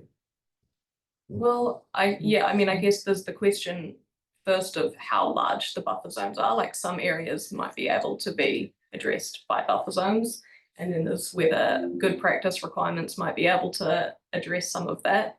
But yeah. Well, here's the question. You can't buffer zone an entire rural area.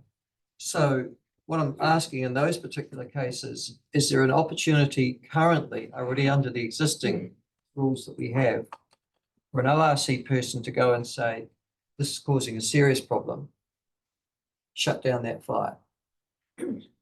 Just gonna look at Joe. Everyone's looking over there.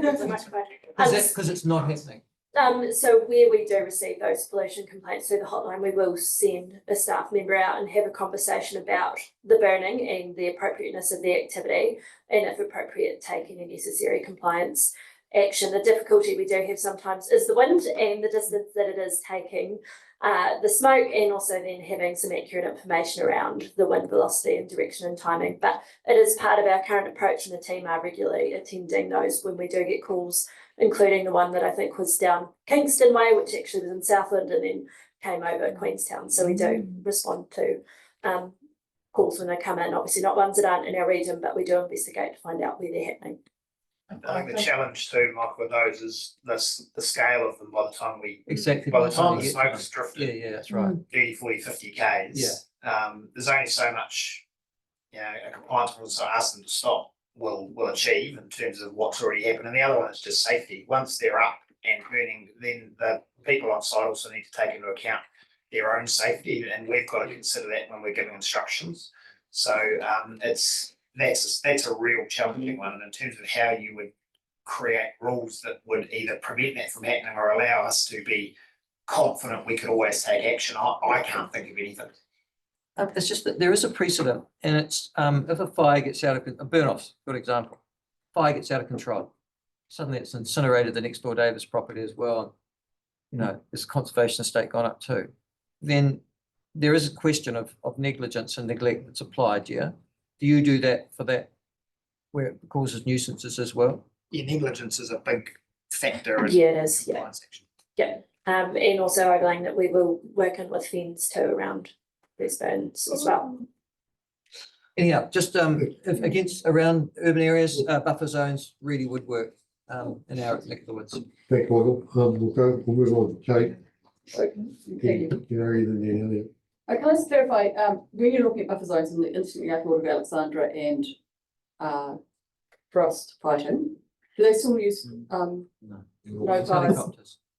Helicopters and water.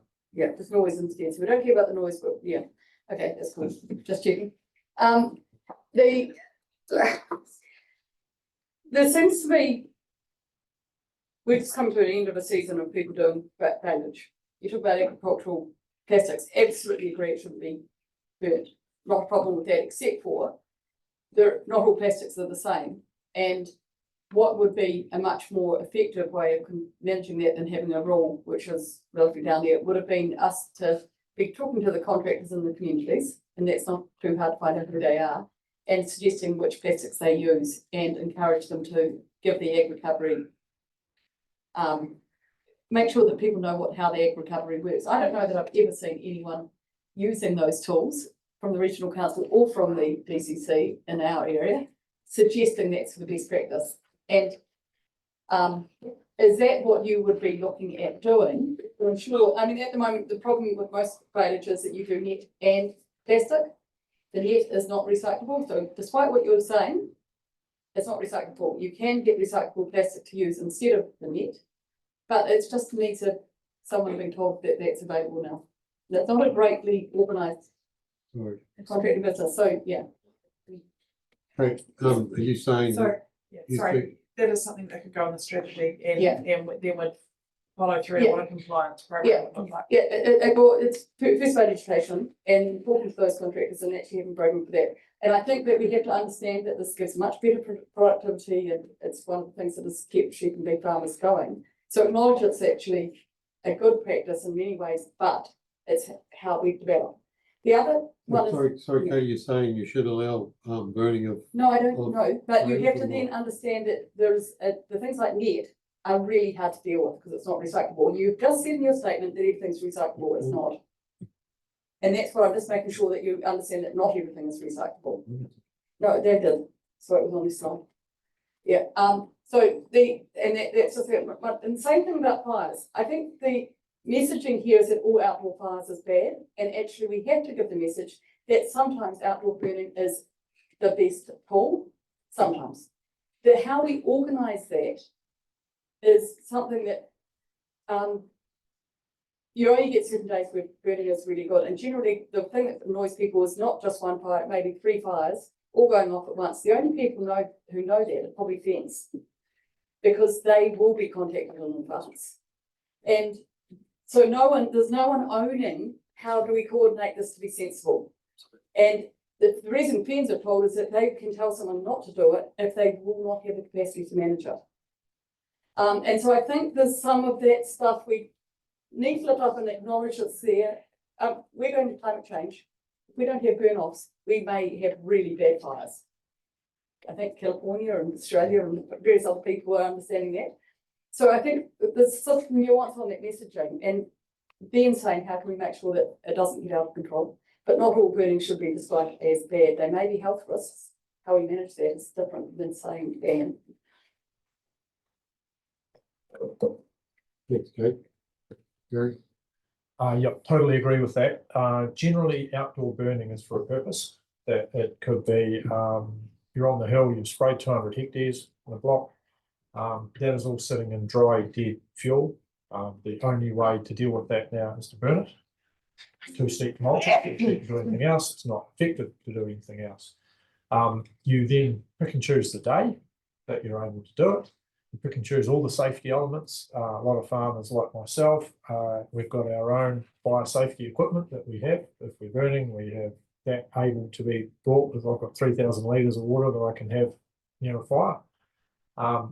And so you try and pick the day, and you want that fire over and done with as quickly as possible and as effectively as possible, but it's a snapshot in time. If we try and get too restrictive on outdoor burning for large scale type, whether it's clearance of trees, whether it's scrub, whatever else we're doing, it sets us up for real issues in the dry periods. When we can't control what other people might do, we've got a lot more public access into our hill country now, into our what will be right across the Ayrshire 3 stuff, and it is very dangerous out there now. So if we can't have those regular burns and then do our best, but not be in fear of total prosecution because our best, somehow something changes in the environment and the smoke is suddenly all over Cromwell, we won't have lit it wanting it to go all over Cromwell. It will have unfortunately ended up there because something has changed out of our control. The other thing is when trees and stumps and other things are done, there is too much of burning them at the moment that they cut down when they're green. I always leave mine for a whole year if I can. But then what it creates is a pest problem around them because they're full of rabbits. So yeah, but either way, outdoor burning is an absolute rural necessity. So, Gary, can I just ask you, would you be happy with extended buffers around at-risk townships? Sort of what Michael was saying. No, not extended buffers. I think they're going to be too hard to manage. I think because when you look at the buffer land around the key towns that we have, you have your municipal urban area, and then you have density of 1, 2, 3, 4 hectares of land, and they all have trees, they all have stuff that they do on that land. Trees die, that those in those buffer zones, they have management and maintenance stuff they have to do when it comes to dead vegetation. So if we get too restrictive in the buffer areas, then that limits what they can do. And that is even, it's not as dense as a municipal area, but you've got more houses spread around. I'm a real fan of in Central Otago, ensuring irrigation supplies are available to that sort of peri-urban area, because that means you've got a fire-safe area sitting in around. So you're saying use good management practices? Oh, absolutely. Yeah. Can I say, most don't burn though, so they actually get somebody in and they mulch it. Yeah. Oh, yeah. No. Yeah. Yeah, we'll just carry on. We'll go to Elliot. And then Because I'm sorry about that. Yeah, I'm very comfortable with all those 4 things sitting under option 2. I just had 2 quick questions. I was curious if like barbecues would technically fall under outdoor burning.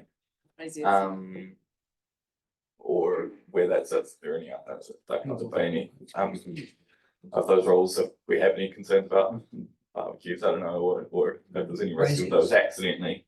Braziers, yeah. Yeah, but your other sort of coal burn. Yes, our current rules, you can have, I believe braziers aren't actually permitted in a lot of areas under our current rules, not not in the urban areas, sorry. But yeah, barbecues that aren't usually, like you could control barbecues. That's an option that you could do, but they are currently permitted anyway. A lot of barbecues now are gas too, which isn't the same kind of PM issue. Yeah. Cool. Just wanted to check that, make sure we won't accidentally do anything. Not a real barbecue, James. Just saying. I know, I remember the day. And then the other question I had was around talking about controlling winter burning. Is there any potential risk of, encouraging all that burning to be in the summer with forest items?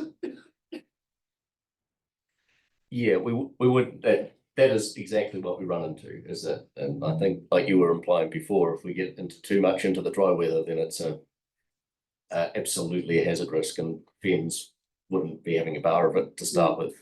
So it would be, as you were saying earlier in the discussion, sort of compressing the burning into a perhaps quite a narrow time period. Yeah. And we'd have to look a bit more at what the effect of that might be, but it is exactly as Councillor Laws was suggesting, trying to avoid those real inversion periods where it's a real problem. Thanks. Okay. So the other one I missed is, the local control is a really interesting one, and most areas you can even per year, but I know that even the ORC has permitted or encouraged burning where it's green in a gorge. And that's because if you leave it in the gorge and you get a thunderstorm like we may be getting later today or in the last couple of days, it can become a ruin. And that's it. Again, I just want to be really clear that this has to be integrated. RMA is all about integration, and it's not just a single focus on air. And that we have to make sure that we're ensuring that other things can sensibly happen. So the exceptions have to be there somewhere, and that's where I'm really clear that a ban per se, unless it can be, and I totally agree. I think we could use the diurnal or there's times and places for everything, and that we can be using in context periods to do some things more freely than in other times. If there's an inversion, I think you should be banning, but it should be, it's whether you can do a ban on a weather system rather than by date, which is quite arbitrary. Incredibly hard. Thanks. Yeah.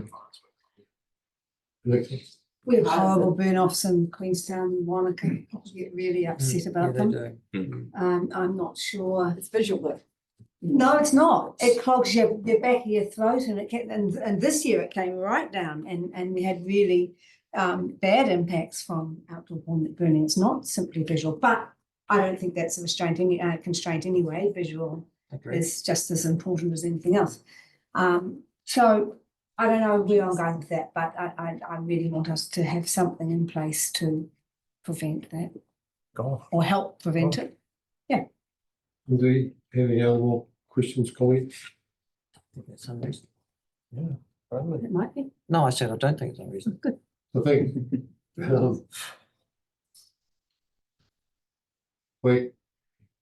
I think we could do. I'm not opposed to having a buffer around the at-risk towns to protect the at-risk towns.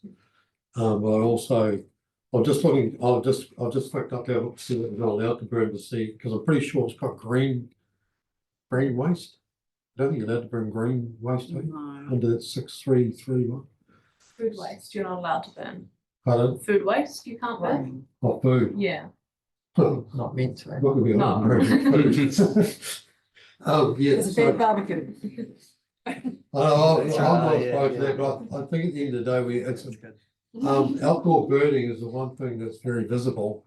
It's the one thing that people see, and particularly when you, like around my area, the big things around hedge cuttings, and they burn them green to get them off their backs, which is understandable. But man, it stinks and people moan. But it's one of those things I think we need to, it's an education type thing. And I think over time we have to create pressure via, within communities, because each community has the different risks or the different things that upset them. So I think we have to really do it through the communities. I think that'd be my take on. But I'd definitely leave the status quo at least, and add in some boundaries. Sorry, Lloyd, are you saying educate the community that it's okay, or educate? We have each community to work out when it's okay and when it's not okay. So everybody's doing the same thing. That makes sense. What good practice looks like. So the community will decide what's good for their area. That's what I'm saying. Can I ask one further question? No. Please. It's to do with burning fires. we have been enforcing for the last 3 or 4 years, Lloyd. We wanted to stop people burning wet wood and make sure that they're burning fires properly, particularly in all of these air zone ones. And sometimes we sent people around to say, hey, you're a bad fire maker, do something about it. How effective were they at changing behaviour? Are you talking about for domestic fires? Yeah. Yeah. In the issue ones. I think we have sent some smoky chimney letters out, but in the last couple of years, I'm not familiar with staff going out and Oh, directly. there might have Yeah. been a letter. Yeah, I think it was the letter. And in that space where we can try and encourage more positive behaviour around fires and provide education, we are. But in terms of the effectiveness or not, we haven't done an assessment of that, but we do try and provide as much advice and information upfront about appropriate burning, which is what the team spoke about. Is that earlier. complaint driven? Yes, through the pollution hotline. Okay, I think we've got 2 or 3 more to go through here. Yeah, I was just going to say on the smoky chimney issue, there are places around the country that have had dedicated smoky Yes, chimney offices. Yes. And that's something that we could consider doing. Obviously, there'd be some level of outlay in that. We've done that. People who have done that, places that have done that have found it effective, but it is a bit of a case of how you do it, because sometimes the 2 officers rolling up to your house and saying put your fire out tends to put people's backs up. No, they did it in Timaru. Yeah, Timaru and Rotorua as well. Oh gosh, they really worked there. Not. The other challenge we have, and it's why the education and sort of engaging on good behaviour is often more effective, is in a compliance sense until the smoke is pouring out of the chimney and contaminant, there's actually nothing wrong. So if we see wet wood outside someone's front door, there's no offence. The offence only occurs when they light the fire and the smoke starts billowing everywhere. So it's a reactive situation in the airspace at the moment. And similarly to outdoor burning, we until the smoke is causing an offence to people, there is no compliance issue. So thinking about how we structure the rules would be quite important to see whether there is anything that can be done proactively. But it is why often in a regulatory sense that non-regulatory engagement and education is more effective than the stick that comes when the offence is already taking place.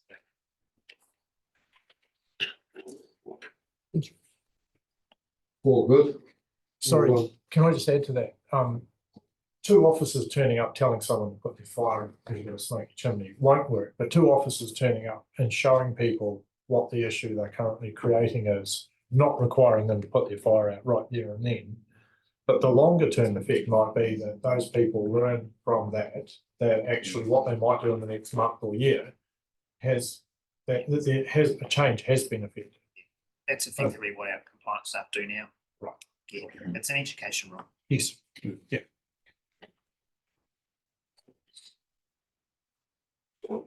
Awesome. Carry on. Great, so I'll just hand over to Julia, who's online, and she's going to put through the options for farming. Can I just check, do you want to do this now or do you want to have a break? We're close to sort of the end-ish. So you're happy to push through? Are we happy to push through? I mean, lots of mutterings of keep going, keep going. Yes, sure. Yep. Carry on. Great. Thanks, Julia. Good afternoon. So you can hear me okay? I'm just checking the audio. Yeah, you're all good. Thank you. Perfect. Thanks.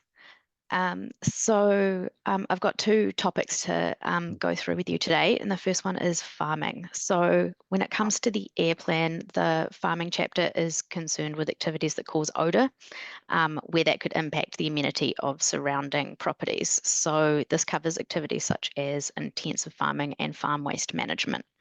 So there are 2 options that we are presenting today for farm odour. So option 1 is an updated status quo.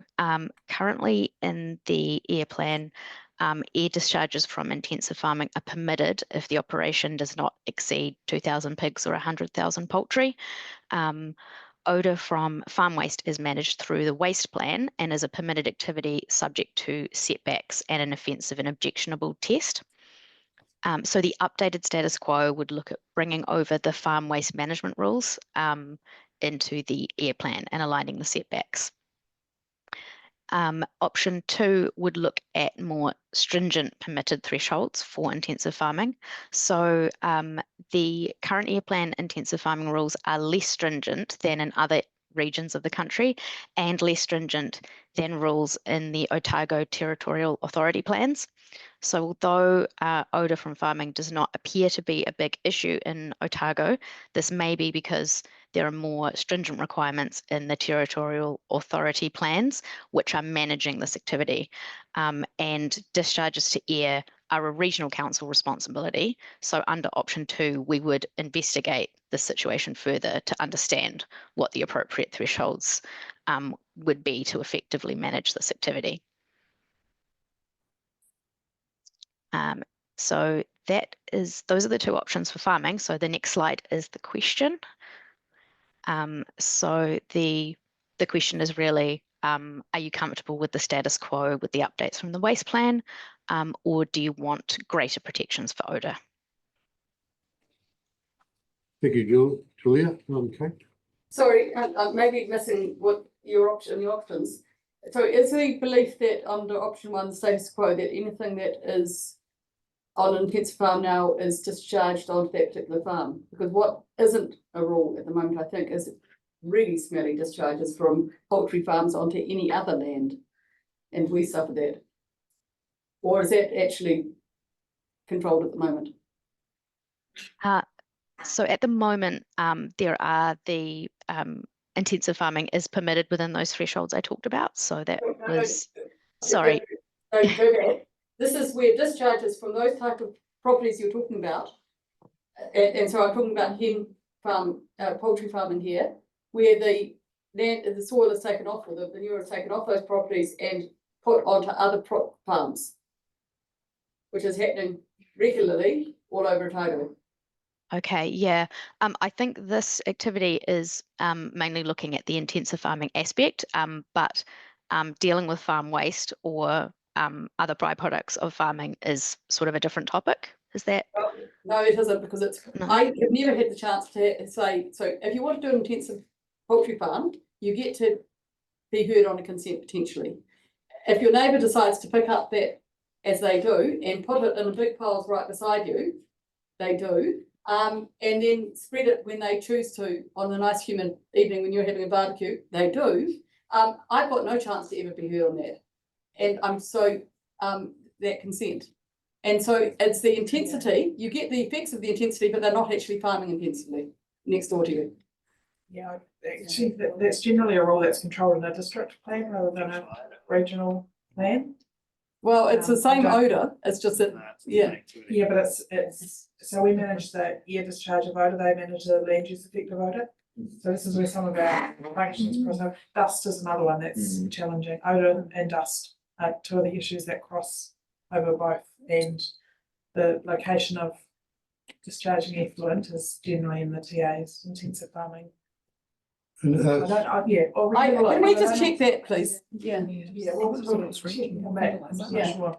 Anita, would that apply for much spreading of dairy effluent on other properties, like transporting it from property to property? Yeah. Yeah, we have a lot. Yeah. This some of the Yeah. ones that go, ones. I don't think you're allowed to, I think it's a rule that stops you doing that unless you have to get consent. Have we got any other discussion? Any other discussion on this? It's really bad, I'm telling you. Got one or the other, so are we all happy with the status quo, I think? Yep. But yeah. Yep, and just use education as the main tool. Yeah. Awesome, so we'll continue on. Julie, I think you've got the next one as well. Yes, that's right. So agrochemicals and fertilizers. Sorry, let's go to my notes. So agrochemical and fertilizer provisions of the air plan cover the effects of spray, drift and dust that can cause localized impacts on amenity, human health and vegetation. So there are two options here as well. We have first the status quo. So currently discharges from agrochemical applications are permitted with conditions, and the rules are set out in the plan based on land use type. There are more conditions generally for spraying on public land, but there are less restrictions for private land, where the main condition requires no noxious or dangerous effects beyond the boundary of the property. And the status quo for fertilizer application is that all applications are permitted, provided the discharge has no noxious, dangerous, offensive or objectionable effects at or beyond the boundary.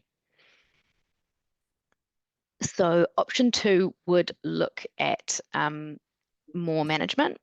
And so that would look at things such as incorporating best practice from the New Zealand standard for management of agrochemicals into the rules, particularly focusing on conditions for larger scale agrochemical spraying on private property, which is the main gap that we've identified in the current rules.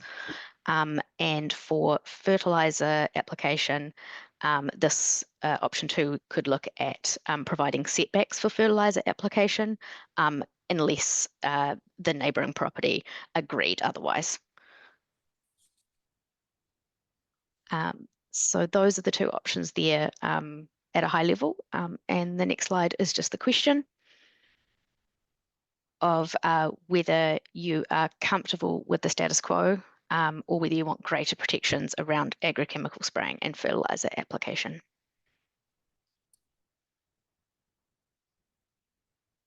Any discussion on this one? Yeah, actually, that's what I was thinking. That may be where the fertiliser being the effluent, it crosses over, and yeah.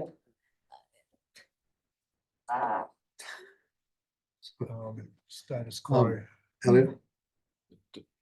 Does staff have any indication of what impact more controls would lead to in terms of air quality? Other impact, please. So for this is one of those things where it's more about the localized effects than like ambient air quality.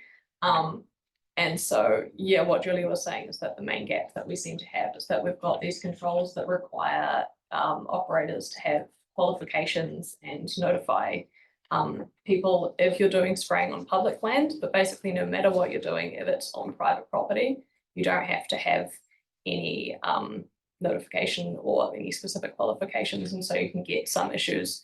We through the engagement process, we had a community member who had an experience that just kind of highlighted what the risks are, which did get dealt with through compliance, I think, where someone in a neighbouring rural property was doing helicopter spraying, and because they didn't have any notification, it contaminated their water supply because they were on tank supply.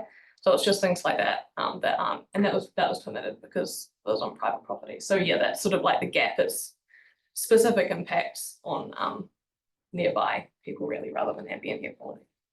Just on that, if I can follow up on that specific case that you just mentioned, you said it had sort of been dealt with by compliance.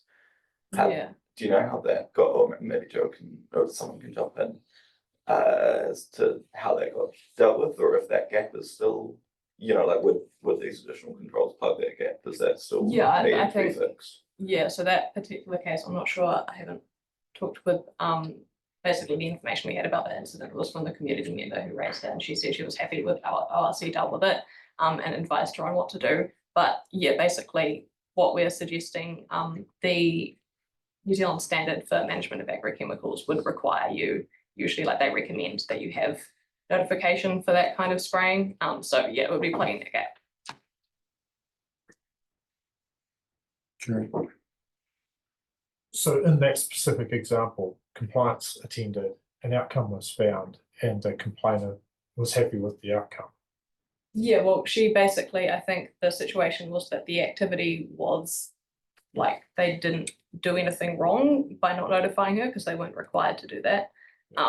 And so she was saying that she was happy with how ORC dealt with, but she would like to see a change in the rules to have notification for things like large scale helicopter spraying, in situations like that. Well, what does the notification process look like? Because if you're notifying people and they say no, what happens then? So the exact details of what I would involve, I don't think we've really looked at, but it will be notifying, not like seeking permission from neighbours. It would just be letting them know that you're going to be undertaking this activity so that they can make any preparations that they need to do. That's exactly what I was going to say. It's not an approval process. It is just a heads up. Like a good neighbour approach. So heads up, I'm doing this thing. If you've got a water tank, cover it, don't be washing out. Which we do mostly anyway. Okay. Any other comments? Status quo. Yeah, I'm pretty much status quo and use in same thing really. We just got to work together as communities to get to the. I can't see how rule, as any rule you're going to put in is going to be that hard to manage. And you know, I'm not a big fan of having a rule that you can't regulate really. So, no, that's where my head is. But having said that, we did have rules on the land plan roll around spraying, like agricultural spraying stuff. I think that's a little bit different, isn't it? Sorry, I did not hear what you said because there was a noisy car that went past. Oh, sorry. So I saw you looking at me and I was just mumbling on like I do. Sorry, Lloyd. I was just saying, like we did, there was rules in the land plan around agricultural sprays and some requirements around target zones and waterways and stuff like that. So that's already, and so that sort of, and boundaries pretty much covered, would be covered by the land water plan, I would have thought. We'll have a look, because they've got different focuses. We've obviously got a water quality focus. We'll have a look when we. This is more about odours as much as anything, is it? Spray and drift, Primarily spray drift with these ones. There were conditions in the draft land and water plan relating to amenity effects on neighbours from spraying, and that would be more of an air plan issue. And so we would look at that too, because I think the most appropriate place for that would be the air plan. Isn't it that the effects are already controlled? I think I'm just trying to get that so that the no escaping of the spray basically off the boundary is there already. I'm just double checking that. And then the only thing really is the notification. So the example where somebody got their water contaminated, well, I don't know if they did or not, but let's say they did, then that is a noxious escaping of the thing, off their thing, and they could be panked by compliance if it was proven that that was correct. A great cloud of whatever it is coming onto your boundary, then that could be dealt with. Notifying people isn't really the issue. You should be not doing it, I think. I'm just trying to figure out, have we got enough in place to stop the escape from the boundary already, or are we suggesting that the more controls is that as well? I think there are some overarching kind of tests at the moment, like no objectionable or offensive effects and things such as that. But I think perhaps they're not always easy to understand what that means and what that means to everybody. So I think sort of looking at what would be really easy to understand, rules that compliance can find easy to interpret as well and enforce was part of looking at these provisions too. Yeah, that makes sense.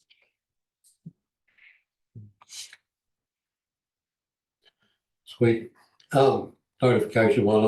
My take on the notification one is if you're doing an activity that you think you need to notify your neighbour, if you get on with your neighbour, you'll notify them, and if you don't, you're not going to notify them anyway.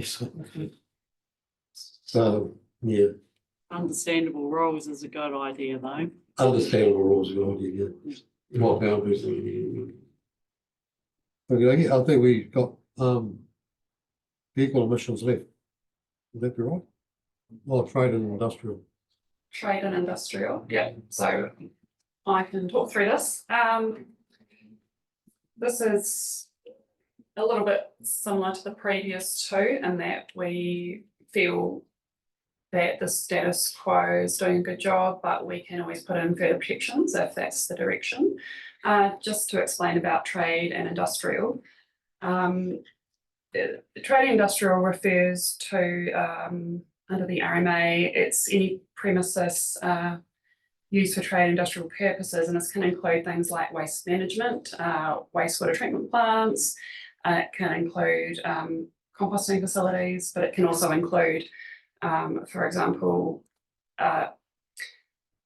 any trade or industrial premises where, for example, you are spray painting a car, or there's a very, very wide range of activities. It could be to do with food production or anything where there is a discharge to air. So usually at other regional councils and for OSC, the trade and industrial chapter will have a number of permitted activities, and these will be your low risk activities. Some examples of permitted activities in the current plan are discharges from the processing of plant or animal matter, discharges from crushing or storage of powdered or bulk products. So there's a lot of activities that may produce discharges to air. They may produce dust, they may produce like a spray, for example.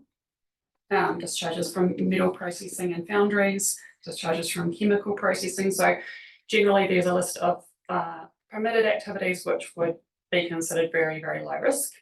And then for all other activities, for example, your wastewater treatment plants or your waste management facilities or your incinerators, all these large scale activities, they would be required consent.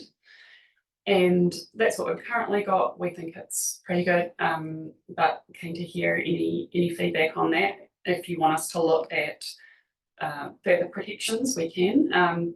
Another thing to do with consented activities is that the NESAC does have a further protection, and that is that if someone applies for a consent for any activity within a polluted airshed, then that would undergo more rigorous screening than if the airshed is not polluted. So we do have that is currently in place in our polluted airsheds. So that's just another layer of protection over these activities.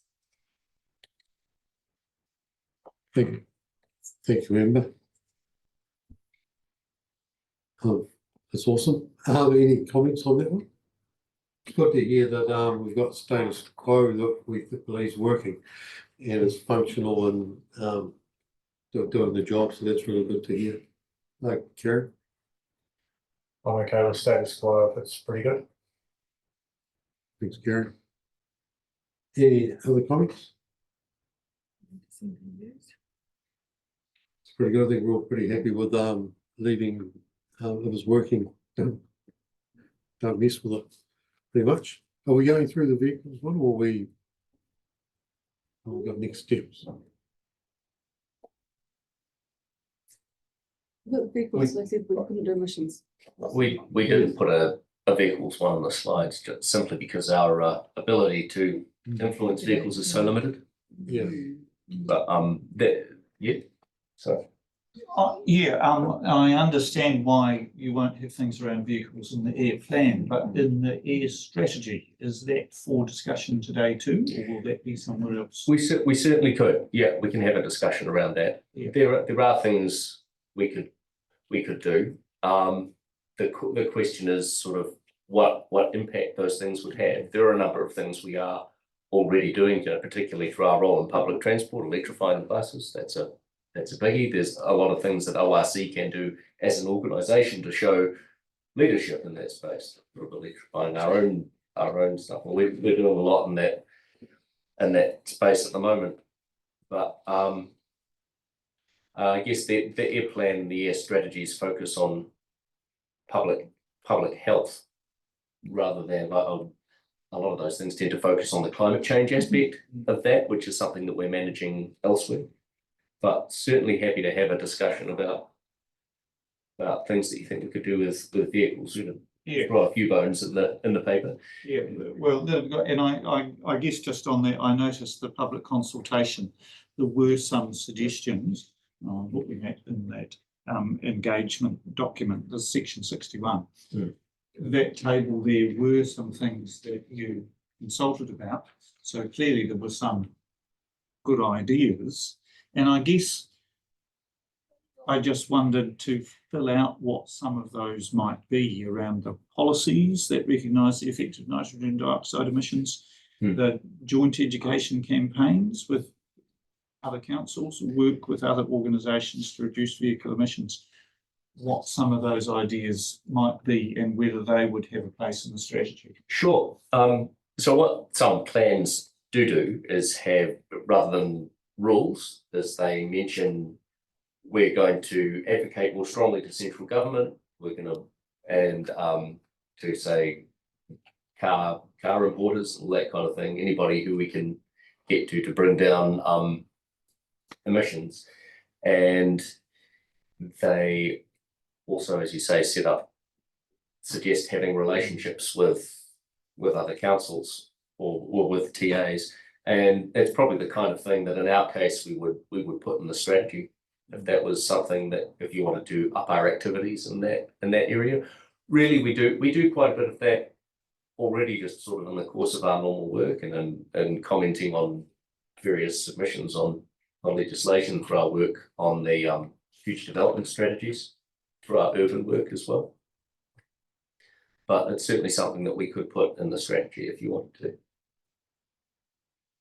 I mean, I certainly think it's important to have things in the strategy about those no vehicle emissions, because again, we do know there's really serious health effects, apart from the climate change effect, but I'm thinking of the health effects of the nitrogen dioxide emissions.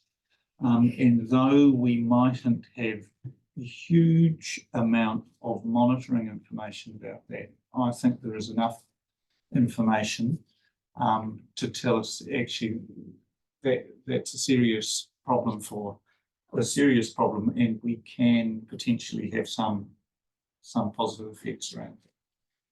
So if you've got particular ideas or things that you think that might work that we could put in the strategy around vehicle emissions, then that would be really useful for us to help shape what that might look like. So you're right, it's not an air plan thing, but there's a wider strategy sitting there on the top. So any ideas welcome.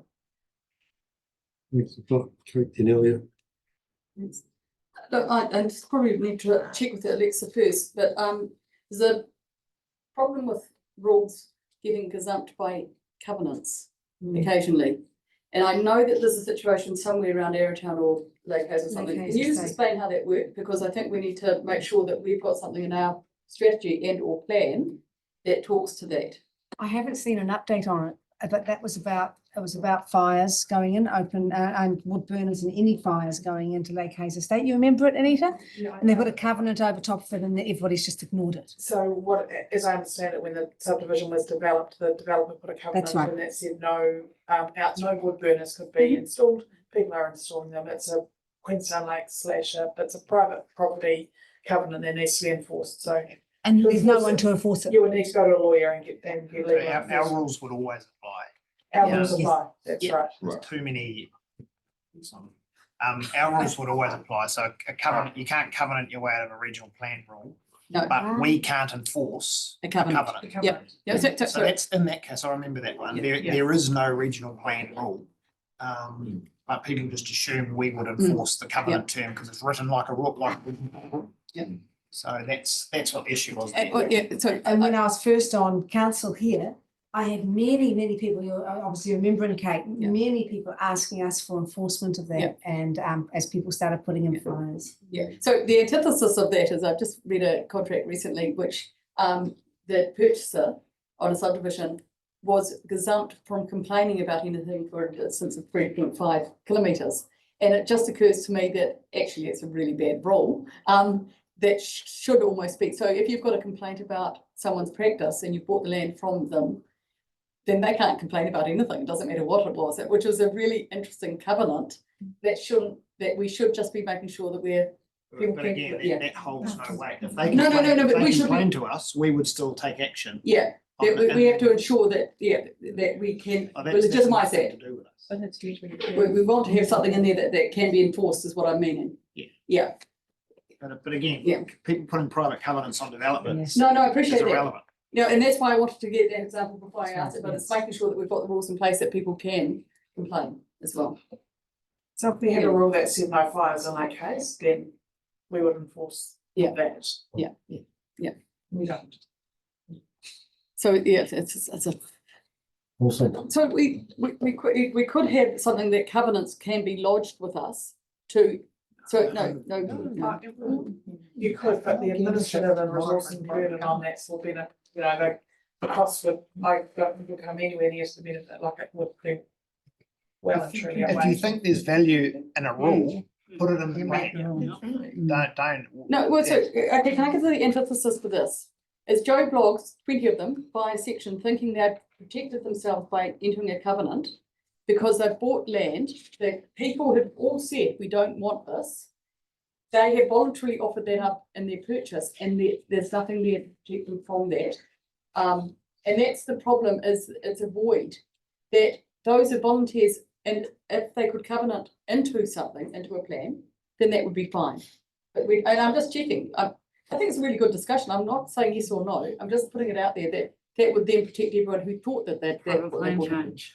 Yep. Covenant's probably could the wrong do that. instrument. Yeah, that's the thing. I mean, there is a legal avenue to enforce covenants, it's just not through us, it's through the property law. High court. And It's you know, court. it's a private. the one receiving end Yeah. land. I appreciate that, but it's No, another that's way. right. Yeah. Okay, I think we might, Alan, you go back to John. On another matter. Look, I've noticed one thing that we didn't discuss today in the proposals around home heating. In some of those proposals, which attracted some support around the table, I think, but not everyone, obviously, was about financial assistance for phasing out wood burners. Now, we haven't even touched on the question of who might be going to pay for that, if that was included. Is that something you all want to talk about this afternoon, or would you rather? I guess we'd just be avoid it? looking for a steer as to whether financial assistance is something you'd want to have in the strategy, and then we would then develop options for what that might look like, who might pay, how you might split it up, where it might apply. So the general question is it a tool that you want available, or do you just want to leave it to people to do it themselves? So did you get adequate feedback No. from councillors today? Would you like some more? Yes, that would be great. I mean, from what we heard, and we heard that other councils have done that, it has been a very effective tool. And I guess I go back to that other question, we saw those health costs and health savings. Well, where do those costs lie? And what are the costs of not taking action? I don't know if that all made sense, but yes, this would be an expensive thing, but if we don't do it, there's even greater costs out there for somebody. So I would hope we can find some ways of providing assistance.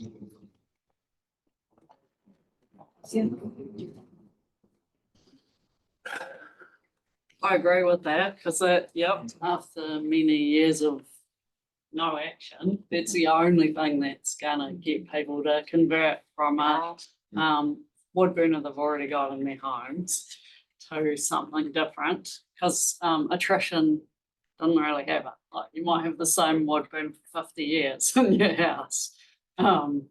It's not gonna happen otherwise. And with local, and I mean, we could look into whether or not it's a scheme where people pay back partially or all themselves as well, but with the local government loan ability, we've got a far better way of spreading over a really long time as well. The benefits of cleaning up something that's going to last forever, actually, once we've got them out of houses, it's going to impact people really positively forever. Yep.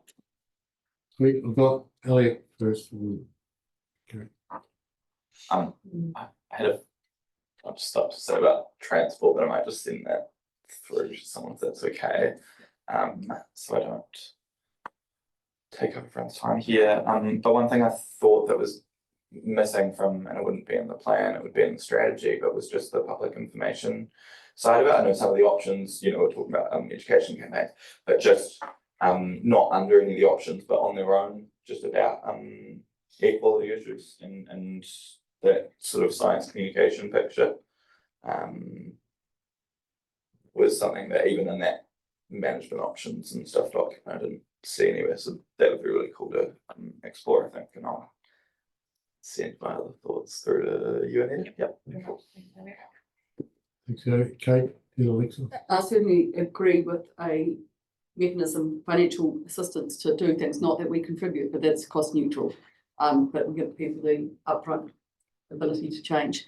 Again, while the fire may, because we don't check them and there's less fire risk potentially, usually a flue will need to be changed or fixed more regularly, and that requires a building consent. I'm just wondering if there are any tools for notification, if nothing else, when a flue needs to be replaced, to encourage them to look at the actual fire itself. They don't all need to be upgraded at the same time. And I don't know if there is, but that usually it does require a building consent. And that could be an information sharing time to consider it in new appliance. You say for a replacement flue. Yeah. I suspect it would be a like for like replacement, may now be an exempt building works. Based on the latest updates. Okay. Building regs. The actual fire absolutely does, because but we'll have a look. Any other comments around, well, Alexa, sorry, yes. I just wanted to pop back to vehicles and have a bit more of an investigation of that and to see what's changed in terms of monitoring and what monitoring we're doing. I don't have a clear picture of that, but I do have a very clear picture of more and more cars in a lot of areas that might be creating impacts into E. Sarah, do we have a plan for some monitoring of NO2 and carbon dioxide? Yeah, it was in the last LTP. And I think the best place to monitor would be Central Dunedin, because this is where most of the cars are. I've looked at traffic counts for all the Otago roads, and our one-way system through town was the highest traffic count. So our Central Dunedin site would be well placed to monitor NO2. The thing is, though, in Central Dunedin, you might have higher traffic counts, but you've got a lot more wind and air movement. And then you've got places like Milton that haven't got much, and places like Queenstown where the traffic counts might only be 28,600 across the Shotover Bridge, but there's that traffic's hardly moving. So stuff to think about there. It's not always like. Thank you. Okay. Just want to support the financial support for you live wood burners. Yeah. The financial support one, I'm happy for financial support as opposed to financial grants. So I don't mind helping people using what tools we can with, but when we're actually going to get money out of what they're happy with, because you've got to be really careful that you don't. So why would you give this guy $6,000 because he hasn't replaced his fire and the one next door already has? You're not going to give him anything. So but you'll help this guy be able to afford to get into the other one. That'd be my opinion. And if there's like hardship, there might be some hardship, and then all of a sudden we change we change where we're sitting from a regulator to a banker, and I don't think a money lender, and I don't think that's where we should be going. That's my opinion. Gary? I'm okay with considering the financial assistance, but more so if we're taking a soft type, lower hanging fruit type position rather than a very blunt instrument change of the rule because of the blunt instrument change of a rule, then it's a requirement of everybody, and there's a justifiable reason why, and you own a property and you have to heat it.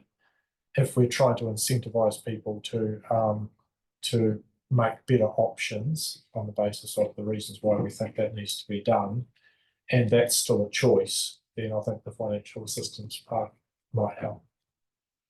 Can I just test something with Gary? Because out the back, it's like what some of the other areas have done. I can't remember where it was, but it was in allocated over a bad area. But when a house was sold, it had to have, to be able to sell your house, you had to have a complying wood burner. That's in Rotorua. That's under the bylaw. What would your thoughts be on that? Because that's one way, because it's like, it's when you're going to have some money available to be able to put a wood burner in, or there's a good reason to put it in. Yeah, well, I would see as that is one mechanism. You can, a whole heap of mechanisms could be applied, and that's at a sale. All those sorts of options could be really worthy of considering. Yeah, so you weren't allowed to sell a house unless it had a regular certifiable wood burner or. Yeah. So it was just one of the options where, it speeds it up a little bit more, because I don't know, there'll be some real estate people here that know how brick houses turn over. Yeah. Create a hurdle for people considering selling their house if they were looking to do it urgently. That'd be worth. I thought it was just something I thought was a wee bit different. Yeah. Okay, so I think there's reasonable consensus that there may be financial assistance. Got some legs, but it's just at what level we just have to. Yeah, mine was to be cost neutral. Cost people, yeah. Yeah. Do you want to go on with your timeline again?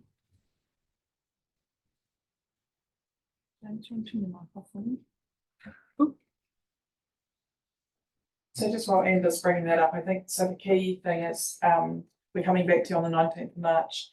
You are going to see another workshop pop in between now and the 19th of March. It's going to have a whole lot of maps on it. So if you're going to have rules for a town, we need you to know, you need to tell us which streets they apply to and where they don't.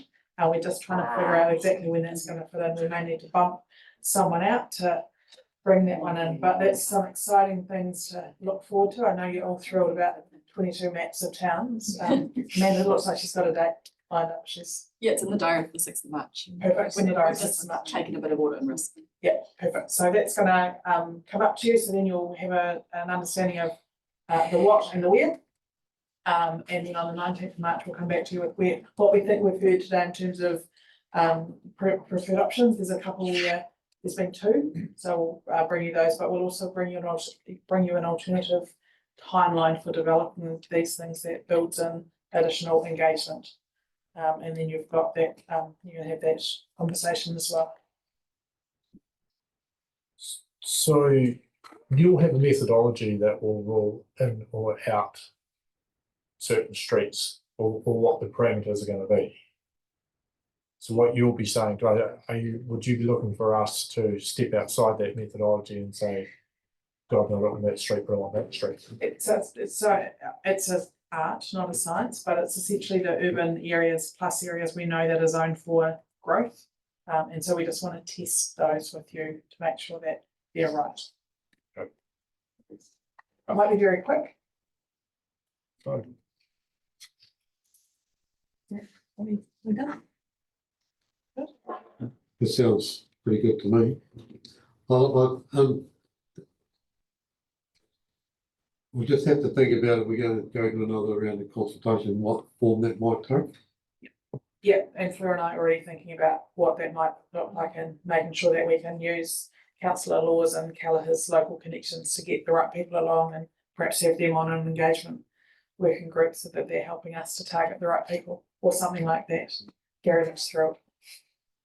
Or Alex, I'll be in. Mull that over.